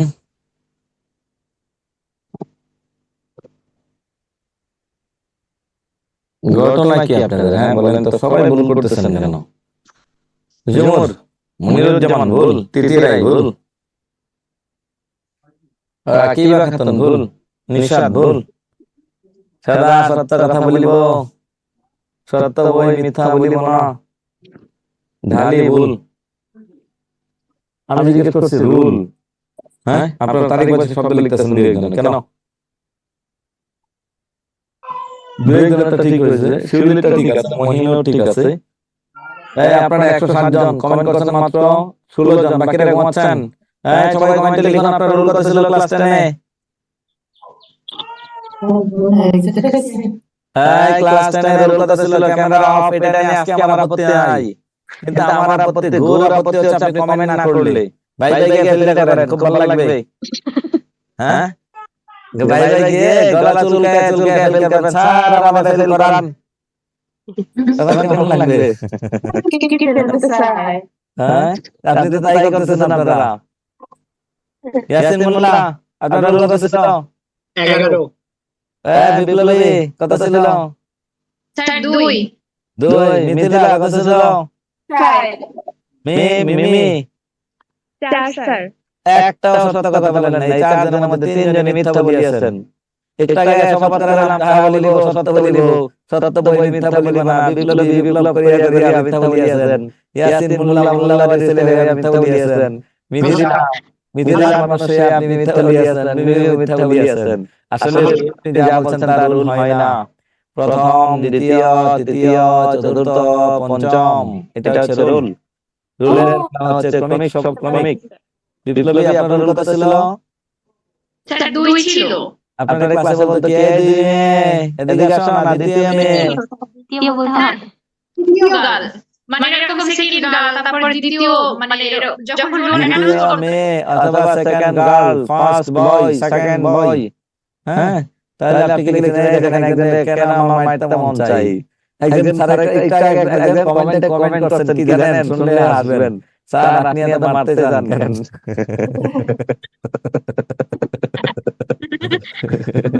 এই দাদা আমি মারতে চাই না, আমি আদর করতে চাই, কিন্তু আপনারা এটা মাইর খাওয়ার কাজ করেন। হ্যাঁ উল্টো পাল্টা লিখছেন সব তথ্য। তারিখে তারিখে দেখে এসে বলেন পারি না, বাংলা মাস কোনটা যাই পারি না। হ্যাঁ নিজের জামাই রে, নিজের হাজবেন্ডের জামাই মানে বসে রয়েছেন। হ্যাঁ আপনাদেরকে মাইর দেব না, কারে দিব? এই রাকিবা খাতুন লিখছেন 4 ঠা। এই ভুল কি 4টা হয়? তারিখ হচ্ছে চৌঠা, চৌঠা লিখছে রুলের দেখে। কি একটা বিপদ। খাতা কলম নেন, এবার আমি 100 পর্যন্ত লিখে দিচ্ছি তারিখ বছর শব্দগুলো। সরি ক্রম বা পূরণবাচক শব্দগুলো দেখুন। ক্রম বা পূরণ, দ্বিতীয় লোকটিকে দেখো। একই সারি বা শ্রেণীতে অবস্থিত কোনো ব্যক্তি বা বস্তুর ক্রম বা পর্যায় বোঝালে দ্বিতীয়, তৃতীয়, চতুর্থ। আপনারা কিন্তু 1 থেকে শুরু করে 20 পর্যন্ত পারবেন। প্রথম, দ্বিতীয়, তৃতীয়, চতুর্থ, পঞ্চম, ষষ্ঠ, সপ্তম, অষ্টম, নবম, দশম, একাদশ, দ্বাদশ, ত্রয়োদশ, চতুর্দশ, পঞ্চদশ, ষোড়শ, সপ্তদশ, অষ্টদশ, ঊনবিংশ, বিংশ। আচ্ছা এখন আসুন বিংশ মানে 20। বিংশর পরে দেখুন, আগে আমি দশকগুলো লিখলাম। বিংশ মানে 20। ত্রিংশ খুব খেয়াল করে আগে দেখুন মানে 30। চত্বারিংশ 40। এটা আপনার ব্যক্তি জীবনে, শিক্ষকতা জীবনের জন্য খুবই গুরুত্বপূর্ণ। আপনি কোন সাবজেক্ট এটা আমার দেখার দরকার নাই। 50তম, চত্বারিংশ মানে 40। 50তম মানে 50। 60তম, 60তম মানে 60। 70তম, 70তম মানে 70। 80তম, আরবিতে কিন্তু এরকম সংখ্যা আছে। 80তম যারা মাদ্রাসায় পড়ছেন একটু পরে আপনাদেরকে বলবো। 80তম মানে 80। 90তম, 90তম 90। 100তম মানে 100তম। তাহলে দেখুন এগুলো লিখলাম কি? দশকগুলো লিখছি। এখন এককগুলো লিখবো। খুব খেয়াল করে দেখুন। একবিংশ, একত্রিংশ, একচত্বরিংশ, দ্বি অথবা দে, দুইটাই বলতে পারবেন। দ্বাবিংশ, ত্রয়োবিংশ মানে 23। তাকে স্ক্রিন শেয়ার করে দিয়েছে, দেখা যাচ্ছে না। হ্যাঁ স্যার ঠিক আছে স্যার, দেখা যাচ্ছে না? এখন যায় স্যার। স্যার কেউ স্ক্রিন শেয়ার করে দিয়েছিল তো এজন্য দেখা যাচ্ছিল ও সরি, এই দুষ্টামি করবেন না, ক্লাসে আপনারা অনেকে খুব দুষ্ট, এই দুষ্টামি করা যাবে না। চত মানে 4, চতুর্বিংশ, পঞ্চা বেতাল পঞ্চবিংশ একটা বই আছে, পঞ্চবিংশ মানে 25, পঞ্চত্রিংশ 35, পঞ্চচত্বরিংশ 45, শত 50তম, শত মানে 6, সপ্ত মানে 7, অষ্ট মানে 8, অষ্ট মানে 8, উন মানে 9, উন গিয়ে পরে থেকে দেব 29, 29, 69, 39, 49তম, 49, 69তম, 59। আরবিতে আছে আলিফ মানে 1, বা মানে 2, জিম মানে 3, দাল মানে 4, আবজাদ হাওয়া সুত্তি, এরকম কিছু সংখ্যা আছে আরবিতে, যারা আমাদের সাথে পড়ছেন এরা ভালো বুঝবেন। রোমান সংখ্যা কিন্তু আছে আলাদা, রোমান সংখ্যা কি 1, 5, 6, 7, 10, 12, ঠিক এরকম কিছু সংখ্যা আছে। এখন আসুন এদেরকে বলা হচ্ছে ক্রম বা পূরণবাচক, ক্রমিক সংখ্যা। ক্রমিক মানে সিরিয়াল ধরে ধরে যাবে। 30 থেকে 40 একজন বলবেন, কে পারবেন মেয়েদের মধ্যে একজন বলুন, দেখে দেখে বলবেন। মিমি 31, 32, 33, 34, 35, 36, 37, 38, 39, না, উনকে পরে টাকা ধরবে, 39, 44। 39, 44। জি। এরপরে যাবেন হচ্ছে বিপ্লবী 40 থেকে 50। আপনি কি ওয়াজ টাজ করেন নাকি? আপনার নামে বিপ্লবী কেন? যারা ওয়াজ করে এদের নামে সেটা থাকে বিপ্লবী, জিহাদি। হ্যাঁ, আপনার নামে সেটা বিপ্লবী কেন? ঘটনা কি আপনার? তারা বলতে পারবে। আমার তো মনে হচ্ছে আপনি ওয়াজ টাজ করছেন মনে হয়, নাহলে আপনার নাম বিপ্লবী কেন? বলুন।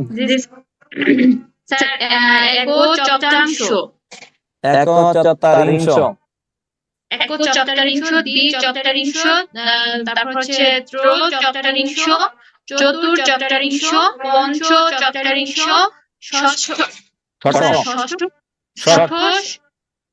ষট চতুর্থাংশ, সপ্ত চতুর্থাংশ, তারপর হচ্ছে অষ্ট চতুর্থাংশ, পঞ্চমাংশ। 49তম। জি স্যার। এরপরে বলবেন হচ্ছে মুল্লি, ওয়ালিমা। জি স্যার। 50 থেকে 60 বলুন, বাকিটা শুনেন, খুব সিরিয়াসলি শুনতে হবে।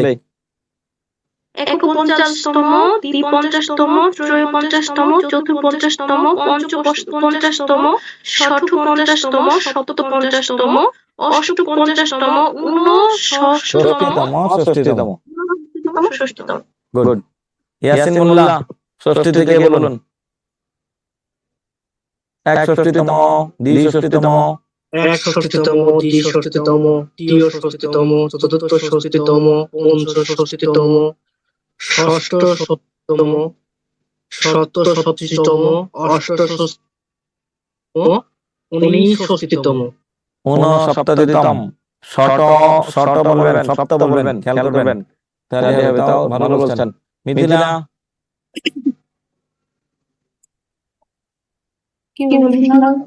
চতুর্থ থেকে বলুন 80। 61তম, সপ্ততিতম, 70তম, 72, 73, 74, 74,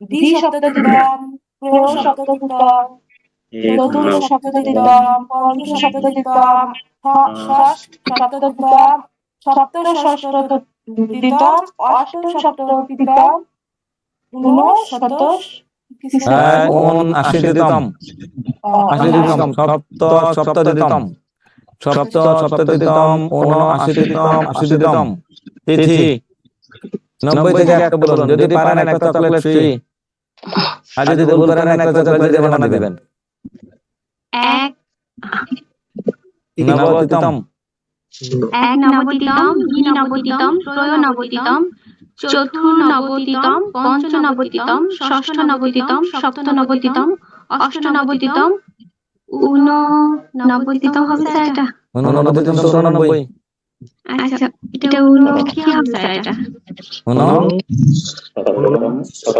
69তম, আপনি বলবেন আমরা জিজ্ঞেস করেন কেন?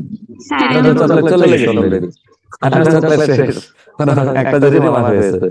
খাইরুল ইসলাম, জি স্যার। ওই যে আরবিতে আলিফ, বা, জিম, দাল একটা সংখ্যা আছে না?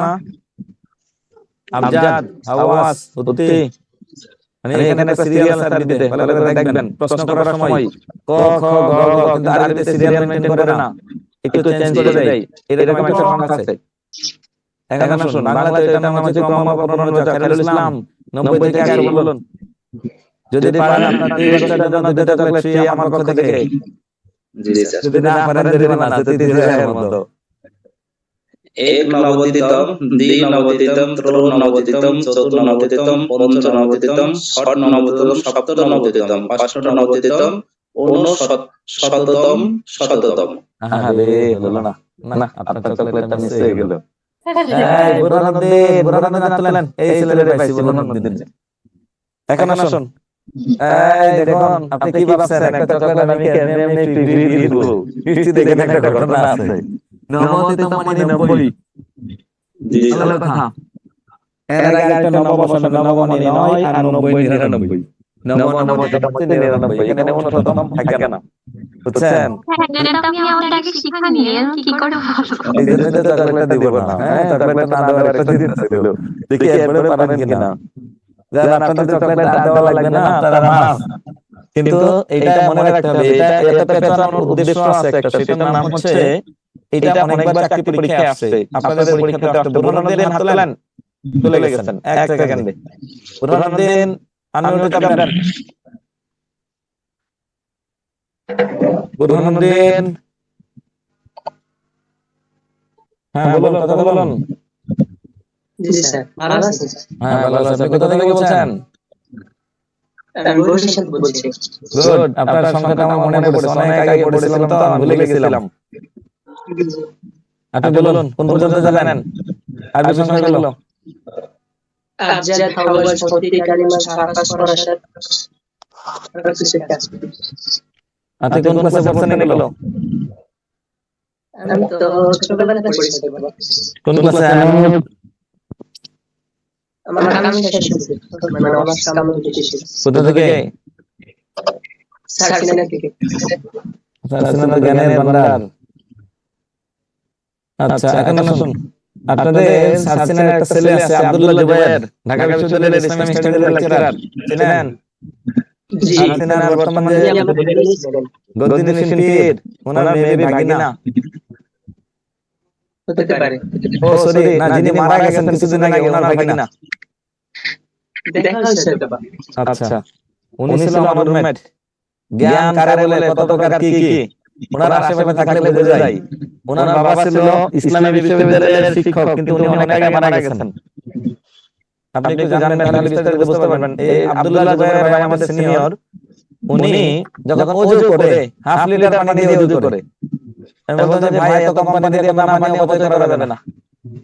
সুন্নাহ অনুসরণ করতে চাইছেন তো। হ্যাঁ হ্যাঁ, হয়তো বা সুন্নাহ অনুসরণ করতে চাইছেন, এক মুদ দুই মুদ যেটা নিয়ম আছে। এই জন্য বললাম যে এই ছেলের সাথে থাকলে ওনার বন্ধু বান্ধব যারা ততক্ষণ ছিল, উনি ঢাকা বিশ্ববিদ্যালয়ের ইসলামিক স্টাডিজের লেকচারার, কিছুদিন আগে চাকরি পেয়েছে, গত বছর বা আগের বছর মনে হয় ভাই শিক্ষক হয়েছে। ওনার বাবা শিক্ষক ছিল, ওনার খালু ছিল আমাদের ওনার এই ডিপার্টমেন্ট ইসলামিক স্টাডিজের শিক্ষক ছিলেন, ওনার খালু মারা গেছেন উনি।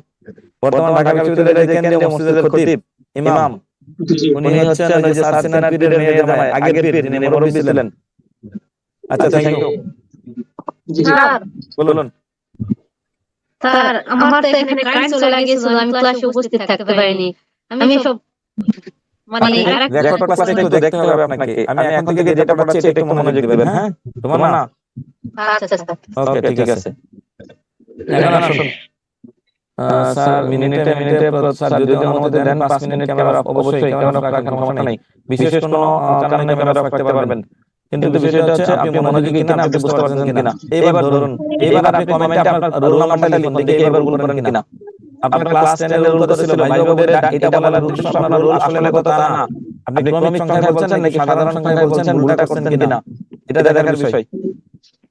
খাইরুল ইসলাম, আপনার ক্লাস 10 এর রুল কত ছিল? 13। এই আমাদের এখন কি বিপদের বিপদ। ত্রয়োদশ। আপনার ভাই এখানে শুধু এতটুকু ধরবে, আপনি 13 বলছেন না ত্রয়োদশ, রুল বললে ত্রয়োদশ, বুঝছেন? আর যদি তারিখ বলে তাহলে বলবেন 13 ই ফাল্গুন, 13 ই সফর, 13 ই জানুয়ারি, এই টাইপের যদি তারিখটা হয়। এবার বাকিরা একটু কমেন্টে নিজের রুলটা লিখুন যেন ভুল না হয়। যার রুল যত ছিল তত লিখুন। ভাইবাতে আপনাকে ফেল করানোর উদ্দেশ্য না, উদ্দেশ্য আপনি কিছু টুকটাক কৌশল বুঝেন কিনা। যেমন খায়রুল ইসলাম, আপনি শিক্ষক হবেন কি আরবি প্রভাষক, তাই তো? জি স্যার। আপনি কি এটা নিশ্চিত দিয়ে বলতে পারেন কোনোদিন কেউ আপনার বাংলার কোনো একটা প্রশ্ন করবে না? ঠিক না আছে, স্যার। করবে না, আপনি তো নিশ্চয়তা দিতে পারবেন? না, সব ধরনের প্রশ্নের উত্তর দেওয়া লাগতে পারে। দেওয়া লাগতে পারে। এই আসল ঘটনা, যখনই শিক্ষক হবেন তখন ইয়াসিন মোল্লা কোন সাবজেক্ট? গণিত স্যার। আপনার কি মনে হয় যে গণিতের বাইরে জীবনে কোনোদিন কোনো মানুষ আপনার প্রশ্ন করবে না?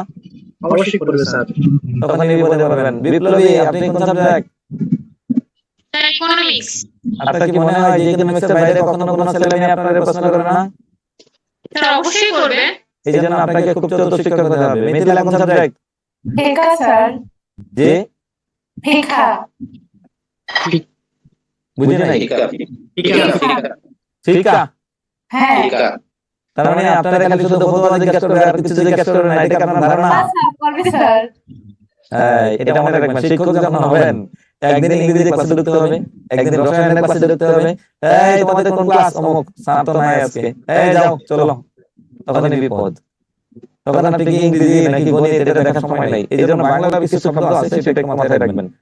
এবার আরো ভুলালা দেখি নাই, এবার আমার রুল ঠিক আছে, কিন্তু আমার দুর্ভাগ্য যে আপনারা আছেন 119 জন, কমেন্ট করছেন মাত্র 31 জন, বাকিরা ঘুমাচ্ছেন। ঘুমান, ইচ্ছা মতো ঘুমান, যত ঘুমাইতে পারেন ঘুমান। পরীক্ষার হলে যখন ভাই ভাই ভুলটা করবেন তখন হাই হাই করবেন, তখন বিপদটা বুঝবেন। তখন বলবেন কি আই জানি কপাল ভালো না, আমার এলাকায় সিট নাই, আমার এই নাই, আমার সেই নাই। ভাই ভাই আমার কাজে লাগে না, কিন্তু ফেল করলে কাজে লাগে। এটা কি জানেন যে ভাই ভাই ফেল মানে আসলে ফেল? ভাই ভাই পাস করলে নাম্বার চাকরি পাওয়ার জন্য খুব একটা কাজে আসবে না, কিছু কাজে আসবে না, খালি পাস করতে এটাই লাগবে। এরপরে যান। স্যার কতক্ষণ ক্লাস হতে পারে? আরো এখন বাজে কত? আরো 40 মিনিট। ও আচ্ছা। বিশেষ কোনো সমস্যা থাকলে লিখে নিতে পারেন। 1 অঙ্কবাচক ক্লাস 1 এ প্রথম অঙ্কে লিখো। 2 গণনা বা পরিমাণবাচক 3 ভাবে হয়। 1 কথাই বানান করে লিখো। 2 7 দিনের সমষ্টি সপ্তাহ, 365 দিনের সমষ্টি বছর, 12টির সমষ্টি ডজন। আরেক ভাবে হয়, সেটার নাম হচ্ছে কি 4 ভাগের 1, 3 ভাগের 1, 4 ভাগের 1, এটা বলে পুয়া, তিকি, চৌথা। 3 ভাগের 1 কে বলে তেহাই, 2 ভাগের 1 কে বলে আধা। এদেরকে বলে হচ্ছে গণনা বা পরিমাণবাচক। এখান থেকে খুব একটা প্রশ্ন আসে না। এই হচ্ছে আমাদের সংখ্যাবাচক শব্দ। তাহলে আজকে আমরা এতক্ষণ পড়লাম কি পুরুষ স্ত্রীবাচক এবং হচ্ছে সংখ্যাবাচক শব্দ। এখন আমরা যাব উপসর্গ। উপসর্গ মানে কি? উপসর্গ বিষয়টা কি একটু বুঝেন। উপসর্গ শব্দের অর্থ হচ্ছে, উপসর্গ হচ্ছে অব্যয় জাতীয় শব্দ। এরা অন্য একটা শব্দের পূর্বে বসে কয়েক ধরনের অর্থের পরিবর্তন করতে পারে। দেখুন, অন্য শব্দের আগে বসে তা কয়েক ধরনের পরিবর্তন সাধন করে। কি কি পরিবর্তন সাধন করে? দেখুন, প্র একটা উপসর্গ। খুব খেয়াল করে দেখুন, প্র একটা উপসর্গ। প্র নিজস্ব অর্থ আছে? নাই। আ নাই। টি একটা উপসর্গ, অর্থ নাই। উপ একটা উপসর্গ, অর্থ নাই। সম একটা উপসর্গ, অর্থ নাই। উপসর্গের নিজস্ব কোনো অর্থ থাকে না। অন্য একটা শব্দের প্রথমে বসে কয়েক ধরনের অর্থে পরিবর্তন করতে পারে। আমি একটা শব্দ লিখলাম হার, অর্থ হেরে যাওয়া। এই হারের আগে প্র বসাইলে প্রহার, আঘাত করা, আহার খাওয়া, বিহার ভ্রমণ করা, উপহার দান করা, সংহার ধ্বংস করা। নতুন নতুন অর্থবোধক শব্দ গঠিত হলো। তাহলে হার শব্দের আগে এই যে কোনো একটা উপসর্গ বসে, উপসর্গের অর্থবাচকতা নেই, নিজস্ব অর্থ নেই, অন্য শব্দের প্রথমে বসে তারা নতুন নতুন অর্থ তৈরি করার মতো সক্ষমতা আছে। এটাকে বলে অর্থের দ্রুততা আছে। উপসর্গের নিজস্ব অর্থবাচকতা নেই, কিন্তু অর্থের দ্রুততা রয়েছে। এটা হচ্ছে উপসর্গ। এই উপসর্গ প্রথম কাজ কি বলুন তো? 1 নম্বরে কি লিখছে একজনে বলুন? নতুন অর্থবোধক শব্দ তৈরি করে। 2 নম্বরে কি লিখছে? শব্দের অর্থের যেমন আমি লিখলাম হচ্ছে নীল একটা রঙের নাম, এর আগে একটা আপনি উপসর্গ বসাই দিলেন সু, তাহলে কি হবে? সুনীল। সুনীল মানে গাঢ় নীল, কড়া নীল, বেশি নীল, বেশি বোঝাচ্ছে। শব্দের অর্থের পূর্ণতা প্রদান করে। আমি একটা শব্দ লিখলাম পূর্ণ, তার আগে উপসর্গ একটা বসালাম সম, তাহলে কি হলো? সম্পূর্ণ অর্থের পূর্ণতা প্রদান করেছে। আমার এখানে কালি আছে এই পর্যন্ত, তার নাম পূর্ণ। এই পর্যন্ত কালি আছে, তার নাম হচ্ছে সম্পূর্ণ। এরপরে আসুন শব্দের অর্থ কি করে? সংকোচন ঘটাই। নেতা মানে লিডার। এর আগে একটা উপসর্গ বসালাম পাতি। এখন পাতি আসার পরে নেতার অবস্থা কি? নেতার অবস্থা কি বড় করেছে না ছোট করেছে? ছোট করেছে। তাহলে এটার কাজ কি? সংকোচন করা। হ্যাঁ, এবারে লিখলাম হচ্ছে মান। সে ছেলেটা আমারে খুব মান দেয়। এর আগে একটা উপসর্গ বসালাম অপং। তাহলে কি হলো? অপমান মানের অর্থ ঠিক আছে না উল্টো হয়ে গেছে? উল্টো হয়ে গেছে। এটাকে বলে বিপরীত অর্থ প্রদান করে। এই পাঁচটা কাজ করে, এগুলো পরীক্ষায় আসবে না। পরীক্ষায় কি আসবে? উপসর্গ তিন প্রকার। এটা আসবে MCQ প্রশ্ন। 1 বাংলা, 2 সংস্কৃত, 3 বিদেশি। উপসর্গ তিন প্রকার। একটা হচ্ছে বাংলা উপসর্গ, একটা তৎসম বা সংস্কৃত উপসর্গ, আর একটা হচ্ছে বিদেশি। হ্যাঁ, কথা বলবেন না। উপসর্গ তিন প্রকার। এখন আসুন বাংলা উপসর্গ কি আছে? অ, অঘা, অজ, অনা, আ, আর, আন, আব, কদ, কোন, ই, পাতি, বি, বরাম, স, সা, সু, হা। একটা একটা যদি মুখস্থ থাকে ভালো। যদি একটা একটা মুখস্থ না থাকে তাহলে আপনার কাজ হচ্ছে গল্প আকারে পড়বেন। এমনকি গল্প আকারে পড়বেন নাকি একটা একটা করে পড়বেন? একটা গল্প দেখুন, পড়ুন, মনে মনে সবাই পড়ুন। সময় 1 মিনিট।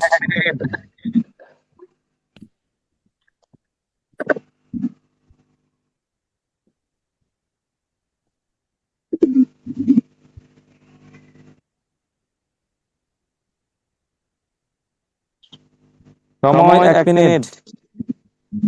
অজয় রচনা অগরাম ভরদুপুরে সলাজপুরের কন্যা কতকুনিকে বিয়ে করে আড়ালে আবডালে অনাহারে 29 দিন আনমনা থাকে। এই ইতিহাসকে দেখে পাতিরা পাতি বাবু জানতে পেরে তাকে সান্ত্বনা দিয়ে বলল, তোমার সুদিন আসবেই, মনে মনে পড়ুন।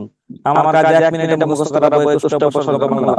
যাদের একটা মুখস্থ আছে খুব ভালো, যাদের একটা আছে তাদের জন্য খুব ভালো, যাদের মুখস্থ নাই মনে মনে 29 দিন অনাহারে আনমনা ছিল তাদের এই ইতিহাস বাবু জানতে পেরে সান্ত্বনা দিয়ে বললেন, তোমাদের কি হয়েছে? যে যেমনে পারেন তেমনি মুখস্থ রাখবেন। যে একটা একটা পারেন একটা একটা, যে একটা একটা মনে রাখা কঠিন তার জন্য গল্প। যে যেভাবে পারেন সেভাবে মুখস্থ রাখবেন। যারা গল্প পড়বেন এদের জন্য 1 মিনিটে বলে দিচ্ছি। একটা মানুষ বিয়ে করেছে, খেয়াল করুন। একটা মানুষ বিয়ে করেছে। তখন কে বিয়ে করেছে? অজপাড়া গায়ের অচেনা অগরাম। তখন বিয়ে করেছে ভরদুপুরে। কাকে বিয়ে করেছে? সলাজপুরের কন্যা কতকুনিকে। কে কখন কাকে বিয়ে করেছে? অজপাড়া গায়ের অচেনা অগরাম ভরদুপুরে সলাজপুরের কন্যা কতকুনিকে বিয়ে করে। বিয়ে করার পর তার বেশ কিছু তার 5টা সমস্যা ছিল। কি কি সমস্যা, কি কি বিপদ পড়ে দেখুন। আড়ালে আবডালে অনাহারে 29 দিন আনমনা থাকে। কারণ বিয়েটা কেমন করছে? লেখা আছে পালিয়ে 29 দিন পালিয়ে বিয়ে করছে। মানুষ বিয়ের পর থাকে মহা আনন্দে। আর এই বেটা আছে কয়টা? 5টা কষ্টে। কি কি কষ্টে মেয়ে বলুন? আড়ালে আবডালে অনাহারে আনমনে। 29 দিন আনমনা থাকে। আচ্ছা, আপনার কি একটা একটা মুখস্থ আছে? স্যার মোটামুটি একটা একটা করে পড়ছিলাম তো, একটু রিভিশন করলে আবার মনে হয়ে তাহলে যায়। ওইটাই পড়বেন।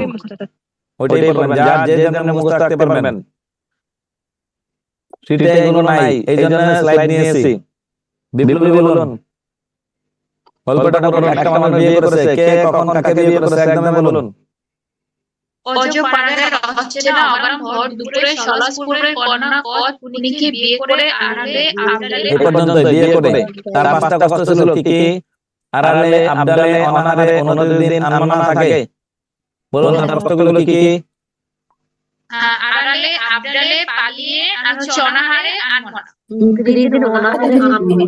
5টা কষ্ট আড়ালে আবডালে অনাহারে 29 দিন আনমনা থাকে। এই কষ্টের ইতিহাসকে দেখে পাতি বাবু তাকে সান্ত্বনা দেয়। কি বলে? তোমার সুদিন আসবেই। যে যেমন পারেন মুখস্থ করবেন। সেটা অন্য টেকনিক দেওয়া। যদি ওটা ভালো লাগে ওটা পড়বেন, এটা ভালো লাগে এটা পড়বেন। যার যেটা ভালো লাগে খালি মুখস্থ রাখতে পারলেই হলো। বুঝতে পারছেন? স্যার গল্প পড়তেই হবে এটাও এরকম না। শীটে যে গল্পটা দেয়া আছে আমার কাছে মনে হয় কঠিন, তাই এটা দেখেছি। তাহলে দেখুন এটা স্ক্রিনশট নিয়ে বা রেকর্ড থেকে নোট করে নেবেন। উপসর্গ মনে রাখার কৌশল। এরপরে যাবেন তৎসম বা সংস্কৃত। পড়ুন। প্র, পরা, অপ, সম, নি, অনু, অপ, নিট, দু, বি, অধি, সু, উদ, পরি, প্রতি, অপি, অভি, অতি, উপ, আ। এটা যদি একটা একটা পারেন ভালো, না পারলে একটা গল্প আছে। পড়ুন। সুচরিতের অভিঅপি অধিকারী কবি ও অতি দূর থেকে তাদের প্রথম পরাজয়ের সমপরিমাণ অপমান, অবহেলনা, অনুতাপ ও উৎপীড়ন নিবারণ করার জন্য নিরক্ষণ উপনেতার কাছে প্রতিদিন আগমন অভিসরণ করত। নিবারণ করার জন্য ইনি বিপ্লবী খাইরুল, আপনাদের কাছে কি শীট আছে? জি স্যার। আপনাদের আজকের লেকচারে উপরে দেখুন তো কি কি লেখা আছে, কোন কোন অধ্যায়, কোন কোন অধ্যায় আজকের ক্লাস। স্যার নিরূপণ, বচন, উপসর্গ, সংখ্যাবাচক শব্দ, দ্বিরুক্ত শব্দ। পড়ছেন কয়টা? এখন পর্যন্ত স্যার 3টা, বচন আর দ্বিরুক্ত শব্দটা বাকি আছে স্যার। বচন আর দ্বিরুক্ত শব্দ। ওকে, আগে আসুন এটাতে। এরপরে যাবেন বিদেশি উপসর্গ। 3টা ভাষার উপসর্গ বেশি। ফার্সি 10টা, আরবি 6টা, আম, খাসলা, গড়, বাজে, খয়ের। এরপরে কি আছে? ইংরেজি উপসর্গ হাফ, ফুল, সাম, হেড। এরপরে কি আছে? হিন্দি এবং উর্দু। 2 ভাষা আছে একটা। এগুলো এখানে কৌশল আছে। আপনি চাইলে এই কৌশলে পড়তে পারেন অথবা নিজে নিজে পড়তে পারেন। এরপরে আসুন 4টা উপসর্গ আছে। প্রশ্ন আপনার পরীক্ষায় আসবে কি? 1 আকারা শব্দের আ, এটা কোন উপসর্গ? বাংলা না সংস্কৃত নাকি বিদেশি? 2 আকারা শব্দের আটা কোন অর্থ বোঝায়? এই দুইটা হচ্ছে আপনার কাজ। এই দুইটা আপনার কাজ। যে যে গল্প পড়েন, যে যে গল্প পড়েন সেই গল্প পড়া শেষ করবেন। যে যে গল্প পড়েন যেমনি পড়বেন তেমনি মুখস্থ রাখবেন। আমার কথা হচ্ছে আপনি মুখস্থ রাখতে পারবেন। কেমনে মুখস্থ করতেন পরীক্ষার হলে এটা জিজ্ঞেস করবেন। এই তুমি কি গল্প করে পড়ছো নাকি একটা পড়ছো? হ্যাঁ, এটা দেখেন। উত্তর দিয়ে আসতে পারছেন না? যে যেমনি পারেন। 4টা উপসর্গ আছে ঝামেলা। আশু, বিনি, বাংলাতেও আছে, তৎসমেও আছে। হ্যাঁ, আপনি কি করে বুঝবেন এটা বাংলা নাকি তৎসম? কারা শব্দটা বাংলা, তাহলে আটা বাংলা। সমুদ্রটা তৎসম, আটা তৎসম। কণ্ঠটা তৎসম, সুরটা তৎসম। দিনটা বাংলা, সুরটা বাংলা। পাশের শব্দটা বাংলা থাকলে বাংলা উপসর্গ, পাশের শব্দটা সংস্কৃত থাকলে সংস্কৃত উপসর্গ। আপনি বুঝবেন কেমনে? আপনার বোঝার জন্য এখানে পাশাপাশি শব্দগুলো লিখে রাখছি। এর বাইরে থেকে পরীক্ষা আসে না। দ্রুত 2টা স্ক্রিনশট নেবেন। এটা একটা নেবেন আ এবং সু। একটা স্ক্রিনশট নেবেন দ্রুত, যেন বাসায় আপনি নোট করার সময় এটা দেখে খাতায় একটু নোট করতে পারেন। মনে রাখবেন ডেডিকেশন ছাড়া এটা চাকরি পাওয়া সম্ভব না। আল্লাহ মানুষের রিজিকের ব্যবস্থা এমনি এমনি করে না। পৃথিবীর প্রত্যেকটা প্রাণীকে তার রিজিকের জন্য নির্দিষ্ট পরিমাণ সময় এবং শ্রম ব্যয় করতে হয়। পৃথিবীর প্রত্যেকটা প্রাণীকে কিভাবে বুঝতে পারলাম? এই যে পাশের শব্দ যদি বাংলা হয় মুখস্থ করবেন, কাঁঠা বাংলা, গাছা বাংলা, লুনি বাংলা। ওকে, এরপরে আসুন। এরপরে হচ্ছে বিনি। আশুবিনি। হ্যাঁ, ওকে, এরপরে যাবেন। এখন আসুন আপনার পরীক্ষায় আসবে অকেজো। কি এটা কি সাধিত? উপসর্গ। কোন উপসর্গ? বাংলা না সংস্কৃত না বিদেশি বাংলা? তাহলে এই অটা কোন অর্থ বোঝায়? অটা নিন্দিত অর্থ বোঝায়। অকেজো মানে কোনো কাজে আসে না। অচিন, অজানা, অথই। অচিন চিনার অভাব, অজানা জানার অভাব। অঝুর মানে ক্রমাগত, টানা, লাগাতার। বুকা, অগারাম, অগাচণ্ডী, এটা অর্থ হচ্ছে বুকা। অগারাম, অগাচণ্ডী, বুকা। অজপারাগা, নিতান্ত পারাগা। নিতান্ত মন্দ অর্থ বোঝায়। অজ বাংলা উপসর্গ। অর্থটা বোঝায় হচ্ছে নিতান্ত বা মন্দ, উপসর্গ মন্দ অর্থ বোঝায়। অজপারাগা, অজপুকুর। এখানে আমার কলেজে একটা পুকুর আছে, সরকারি পুকুর তো। এমন ময়লা উপরে রেন্টি গাছ, বছরের পর বছর জীবনে রোদ পড়ে না পানিতে। এইখানে কচুরিপানা, বর্ষাকালে সাপের বাচ্চা এমনি ঘুরে। হ্যাঁ, আশেপাশে এটার পানিতে এমন দুর্গন্ধ, কচুরিপানা। এটার পানিতে যদি আপনি হাত দেন, আপনি মনে হয় হাতটা আমি বাসায় গিয়ে হ্যান্ড দিয়ে আরেকবার ধুই। যে পুকুর কোনো কাজে আসে না, তারে বলে হচ্ছে অজ পুকুর। যে পুকুর মাছ চাষ করা যায় না, পানি ব্যবহার করা যায় না, তাকে বলে হচ্ছে কি অজ পুকুর। বুঝতে পারছেন? এখন আসুন এখন যাবেন হচ্ছে এটা হচ্ছে কোনটা কোন অর্থ, এটা নিজেরা পড়বেন। এখানে অনেকগুলো অর্থ দেয়া আছে। এরপরে যাবেন বচন। বচন আপনাদের পরীক্ষায় আসে না, কিন্তু এরপরে বলে দিচ্ছি বচন দুই প্রকার, একটা একবচন, একটা হচ্ছে বহুবচন। ও দ্বিরুক্ত শব্দ আছে, দ্বিরুক্ত। দ্বিরুক্ত মানে কি? একজনের সাথে ছোট বাবু আছে, নিজেকে আনমিউট করবেন। স্যার বিনি এর জায়গায় একটু স্ক্রিনশট নিতাম, আমি আবার দিব হাসিনা খাতুন। কোন একটা শব্দ একবার বললে দ্বিরুক্ত হয় না, দুইবার বললে কি হয়? দ্বিরুক্ত। দ্বিরুক্ত শব্দ তিন প্রকার: শব্দের দ্বিরুক্তি, পদের দ্বিরুক্তি, অনুকার বা ধনাত্মক দ্বিরুক্তি। একটা শব্দ দুইবার আসলে তাকে বলি শব্দের দ্বিরুক্তি, একটা পদ বা ধনাত্মক শব্দ দুইবার আসলে তাকে বলি ধনাত্মক দ্বিরুক্তি, পদের দ্বিরুক্তি। দুই নম্বরে হচ্ছে স্যার গত লেকচারে শব্দের শ্রেণী বিভাগে শব্দগুলো মনে রাখা খুব কঠিন হয়ে যাচ্ছে, শুধু বিগত বছরের প্রশ্নগুলো মুখস্থ করবেন, এটা আপনাদের পরীক্ষায় কম আসে, এটাও কম আসে। দ্বিরুক্তটা আপনার পরীক্ষায় খুব একটা গুরুত্বপূর্ণ না। আপনার পরীক্ষা আজকের ক্লাস থেকে গুরুত্বপূর্ণ হচ্ছে সংখ্যাবাচক শব্দ, পুরুষবাচক শব্দ। পুরুষবাচক সবচেয়ে গুরুত্বপূর্ণ, এরপরে সংখ্যাবাচক এর জন্য গুরুত্বপূর্ণ। এরপরে কি পড়লাম? এরপরে ছিল উপসর্গটা গুরুত্বপূর্ণ, মাঝে মাঝে প্রশ্ন আসে। এটা খুব একটা গুরুত্বপূর্ণ না, এটা ভাষা ভাষা পড়বেন, বিগত বছরের প্রশ্নগুলো পড়বেন না। শব্দ যদি দুইবার আসে শব্দের দ্বিরুক্তি, পদ দুইবার আসলে পদের দ্বিরুক্তি, অনুকার বা ধনাত্মক শব্দ দুইবার আসলে তাকে বলে অনুকার দ্বিরুক্তি।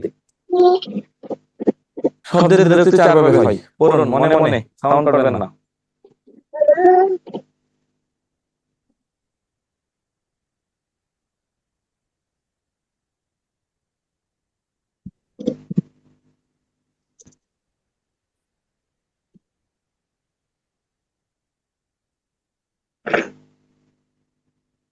ভালো ভালো ফল, ফোটা ফোটা কালি, বড় বড় বৈতালি,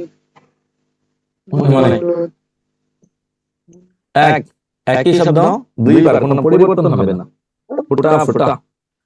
দুই, দুনিয়াতে যত সমার্থক শব্দ আছে, এই দুনিয়াতে যত সমার্থক শব্দ আছে আসলেই শব্দের দ্বিরুক্তি। যত বিপরীত শব্দ আছে দুনিয়াতে আসলেই শব্দের দ্বিরুক্তি। চার ভাবে হয় শব্দের দ্বিরুক্তি: এক, একই শব্দ দুইবার।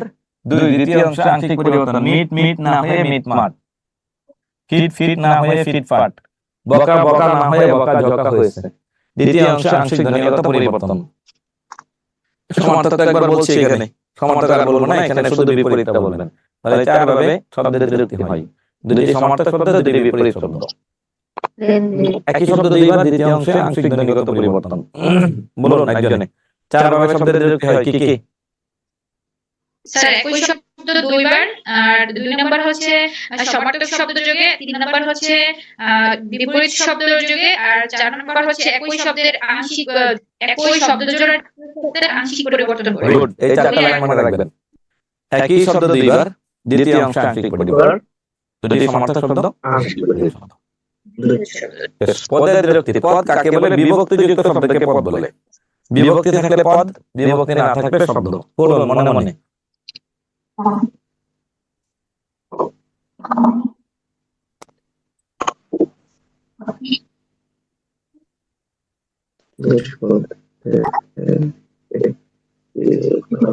বিভক্তি প্রয়োগ করা হয় শব্দ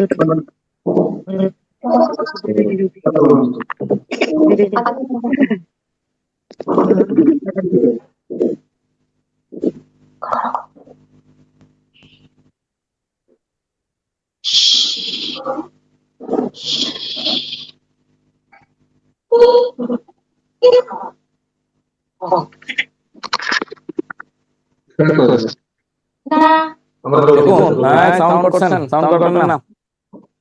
দুটো শর্ত: এক, শব্দ পদ বিভক্তি তিনটা ঠিক থাকবে। শব্দ ঠিক, পদ ঠিক, বিভক্তি ঠিক। শব্দ ঠিক, পদ ঠিক, বিভক্তি ঠিক। দুই, বিভক্তি ঠিক, পদ ঠিক, শব্দের পরিবর্তন। দেখুন, ঘরে ঘরে বিভক্তি কি? দুটো বিভক্তি ঠিক। মূল শব্দ এখানে ঘর, এখানে ঘর, শব্দ ঠিক। এটা একটা নাউন, এটা একটা নাউন, পদ ঠিক। দুটো শব্দ ঘর ঘর, দুটো পদ নাউন নাউন, দুটো বিভক্তি ঠিক। আমার সন্তান যেন থাকে দুধের পাতে, বিভক্তি ঠিক। দুধ একটা নামপদ নাউন, ভাত একটা নামপদ নাউন, পদ ঠিক। দুধ আর ভাত শব্দ কি ঠিক আছে না পরিবর্তন? পরিবর্তন। পরিবর্তন। সবাই আরেকবার ভাবেন। শব্দ পদ বিভক্তি সব ঠিক থাকবে, পদ আর বিভক্তি ঠিক থাকবে, শব্দ পরিবর্তন দেখুন। শুধু পদের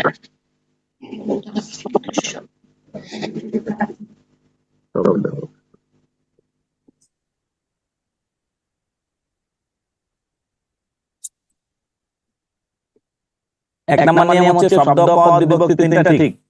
দুই নম্বর নিয়ম হচ্ছে পদ আর বিভক্তি ঠিক, শব্দ পরিবর্তন। স্ক্রিনে তাকান তাহলে বুঝতে পারবেন। বুঝতে পারছেন কিনা? সমস্যা থাকলে বলুন। বুঝলেন স্যার? সমস্যা আছে? স্যার ওকে, তাহলে আমরা পরে যাচ্ছি। চোর হাতে নাতে ধরা পড়েছে, হাত না শব্দ পরিবর্তন। মনে মনে এক কথা ভাবছি, মন মন নাউন নাউন তিনটাই ঠিক। এরপরে যাবেন অনুকার বা ধনাত্মক শব্দ, এগুলো নিজেরা পড়বেন। ভালো ভালো আম বেশি বোঝাই, গরম গরম হাত গরম গরম তীব্রতা বোঝাই, পুরো পুরো ভাব সামান্যতা বোঝাই। এটা কোনটা কোন অর্থ বোঝাই এটা দরকার নেই, বারবার সে কামান গর্জে উঠলো, একবার একবার একবার পৌনঃপুনিগত অনেক বারবার। এটা দরকার নেই, আপনার দরকার হচ্ছে অনুকার বা ধনাত্মক শব্দ, পদার্থক বিরক্তি, এটাও দরকার নেই। এই ধনাত্মক বিরক্তি চার ভাবে হয়। এক, মানুষের ধ্বনি, বুড় বই আছে কার কাছে? জি স্যার। তাহলে এক নম্বরে দেখুন লেখা আছে ধনাত্মক বিরক্তির মধ্যে মানুষের ধ্বনি, দুই নম্বরে জীবজন্তুর ধ্বনি, তিন নম্বরে বস্তুর ধ্বনি, চার নম্বরে কাল্পনিক ধ্বনি। পেয়েছেন? এই জন্য বোর্ড বই পড়তে হবে, লেকচার শিটের চাইতে বোর্ড বইয়ের গুরুত্ব বেশি। যে স্যারের নিবন্ধনে প্রশ্ন করবে সেই স্যারের হাতে বোর্ড বই থাকবে। খুঁজে পাওয়া যাচ্ছে না স্যার, এটা কোন জায়গায় পাওয়া যাবে? বিরুক্ত শব্দ কি পাওয়া যায় না? বুট বইটা তো আমি খুঁজে পাইনি এখন। এই অধ্যায় খুঁজে পাবেন নাই? না স্যার, বুট বই যেটা বলতেছেন, বুট বই মুনির চৌধুরী আমি পড়ছিলাম তো লাগে বই কিছু হয়েছে। আপনি যখন 9 এ পড়ছেন তখন বই কি করছেন? স্যার বই কেজি ধরে বিক্রি করছেন, তাই তো? খুঁজবেন, পুরাতন লাইব্রেরিতে খুঁজবেন। ও আচ্ছা, এবার ঠিক আছে। বলুন মানুষের ধ্বনি, জীবজন্তুর ধ্বনি, বস্তুর ধ্বনি, কাল্পনিক ধ্বনি। মানুষ কি কি শব্দ করতে পারে বই দেখে বলুন। ট্যাটে, হি হি, হা হা ইত্যাদি। হি হি আচ্ছা শব্দ, ওয়াও ওয়াও বাচ্চার কান্না, ভেউ ভেউ পুরুষ মানুষ যখন কষ্টের কান্না করে, মানুষ মারা গেলে যে শব্দটা হয় দূর থেকে একটা ভেউ ভেউ মতো উচ্চারণ হয়। এরপর তে তে বোবা মানুষ কথা বলতে পারে না। জীবজন্তু কা কা কুহু কুহু মিউ মিউ কা হুয়া, বস্তু গচা গচ খল খল রিম রিম শন শন হু হু। কাল্পনিক এটা কল্পনা করতে হয়। মাথাটা ব্যথা কুট কুট করে কামড়াচ্ছে, মাথা ব্যথা হলে ভিতরে গিয়ে কখনো কোট কোট কোট শব্দ করে স্যার। আমরা অনুভব করি। ফোড়াটা ব্যথায় টন টন করছে, হাতে ফোড়া হলে কখনো ভিতরে টন টন টন শব্দ করে। আপনি কি মানে বুঝলেন? ফিল করেন, অনুভব করেন, কল্পনা করেন, এটাকে বলে অনুভূতি। জান এই চার ধরনের শব্দকে বলে দ্বিরুক্ত। তাহলে দ্বিরুক্ত কাকে বলে? একটা শব্দ দুইবার বললে তার নাম হচ্ছে দ্বিরুক্ত। দ্বিরুক্ত একটা শব্দ দুইবার বললে তার নাম হচ্ছে কি? দ্বিরুক্ত। দ্বিরুক্ত শব্দ তিন প্রকার, একটা হচ্ছে শব্দের দ্বিরুক্তি, একটা হচ্ছে পদের দ্বিরুক্তি, আরেকটার নাম হচ্ছে অনুকার বা ধনাত্মক দ্বিরুক্তি। শব্দের দ্বিরুক্তি, পদের দ্বিরুক্তি, অনুকার বা ধনাত্মক দ্বিরুক্তি। শব্দের দ্বিরুক্তি, পদের দ্বিরুক্তি, অনুকার বা ধনাত্মক দ্বিরুক্তি। শেষ। এরপরে কি যাবেন বচন। বচন শব্দটা দুই প্রকার, একটা একবচন একটা বহুবচন। এটা আপনাদের পরীক্ষার জন্য গুরুত্বপূর্ণ না। একবচনে টি টা খানা খানে গাছাগাছি বসে, বহুবচনে রা এরা গুলা গুলি গুলু গুলুন দেগ দিগের এই টাইপের শব্দ বসে।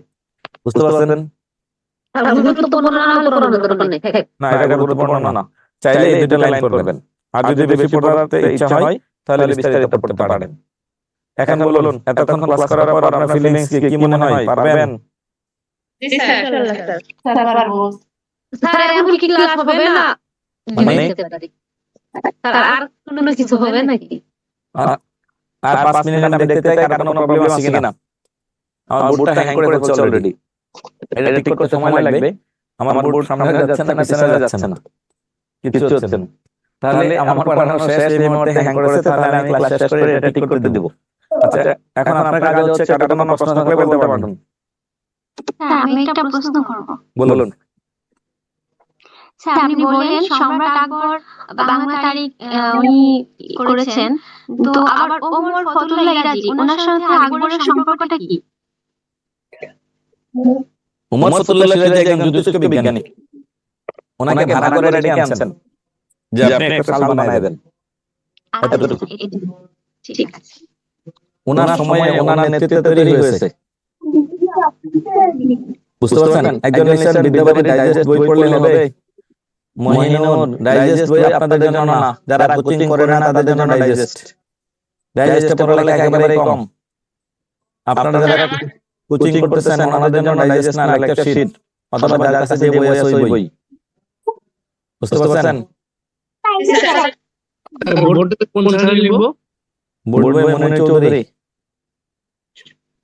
স্যার এখন কিন্তু নতুন বোর্ড বইটা বাইরেছে, এটা আমার মধ্যে না, এটাতে নাই, কিছু নাই। ওয়ালাইকুম সালাম, নাম বলুন। আলহামদুলিল্লাহ। জি বলুন। স্যার ওই যে আপনার ইয়ের জন্য যে 32 বছর কার্যকর, হ্যাঁ সরকারি, জি যেমন প্রাইমারিতে 52 আদার্স যেগুলো আছে তাই এটা কি এক দিবে যাদের বয়স 32 বছর হয়েছে তাদের জন্য কি এক দেড় মাস দিতে পারে। এই 2 ঘন্টা ক্লাস করার পর আপনার ফিলিংস কে একটু কমেন্ট করবেন, ভালো হলে ভালো, মন্দ হলে মন্দই, ভয় বা লজ্জা পাওয়ার কিছু নেই। আপনাদের নিবন্ধনের জন্য বয়স 35 বছর, প্রাইমারির জন্য অন্যান্য সরকারি চাকরির জন্য 32 বছর।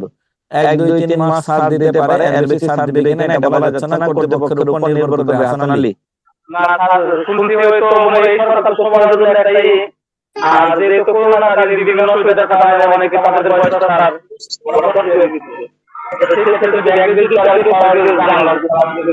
আমি এর বেশি কিছু জানি না, আমাকে তো জেনে বলতে হবে।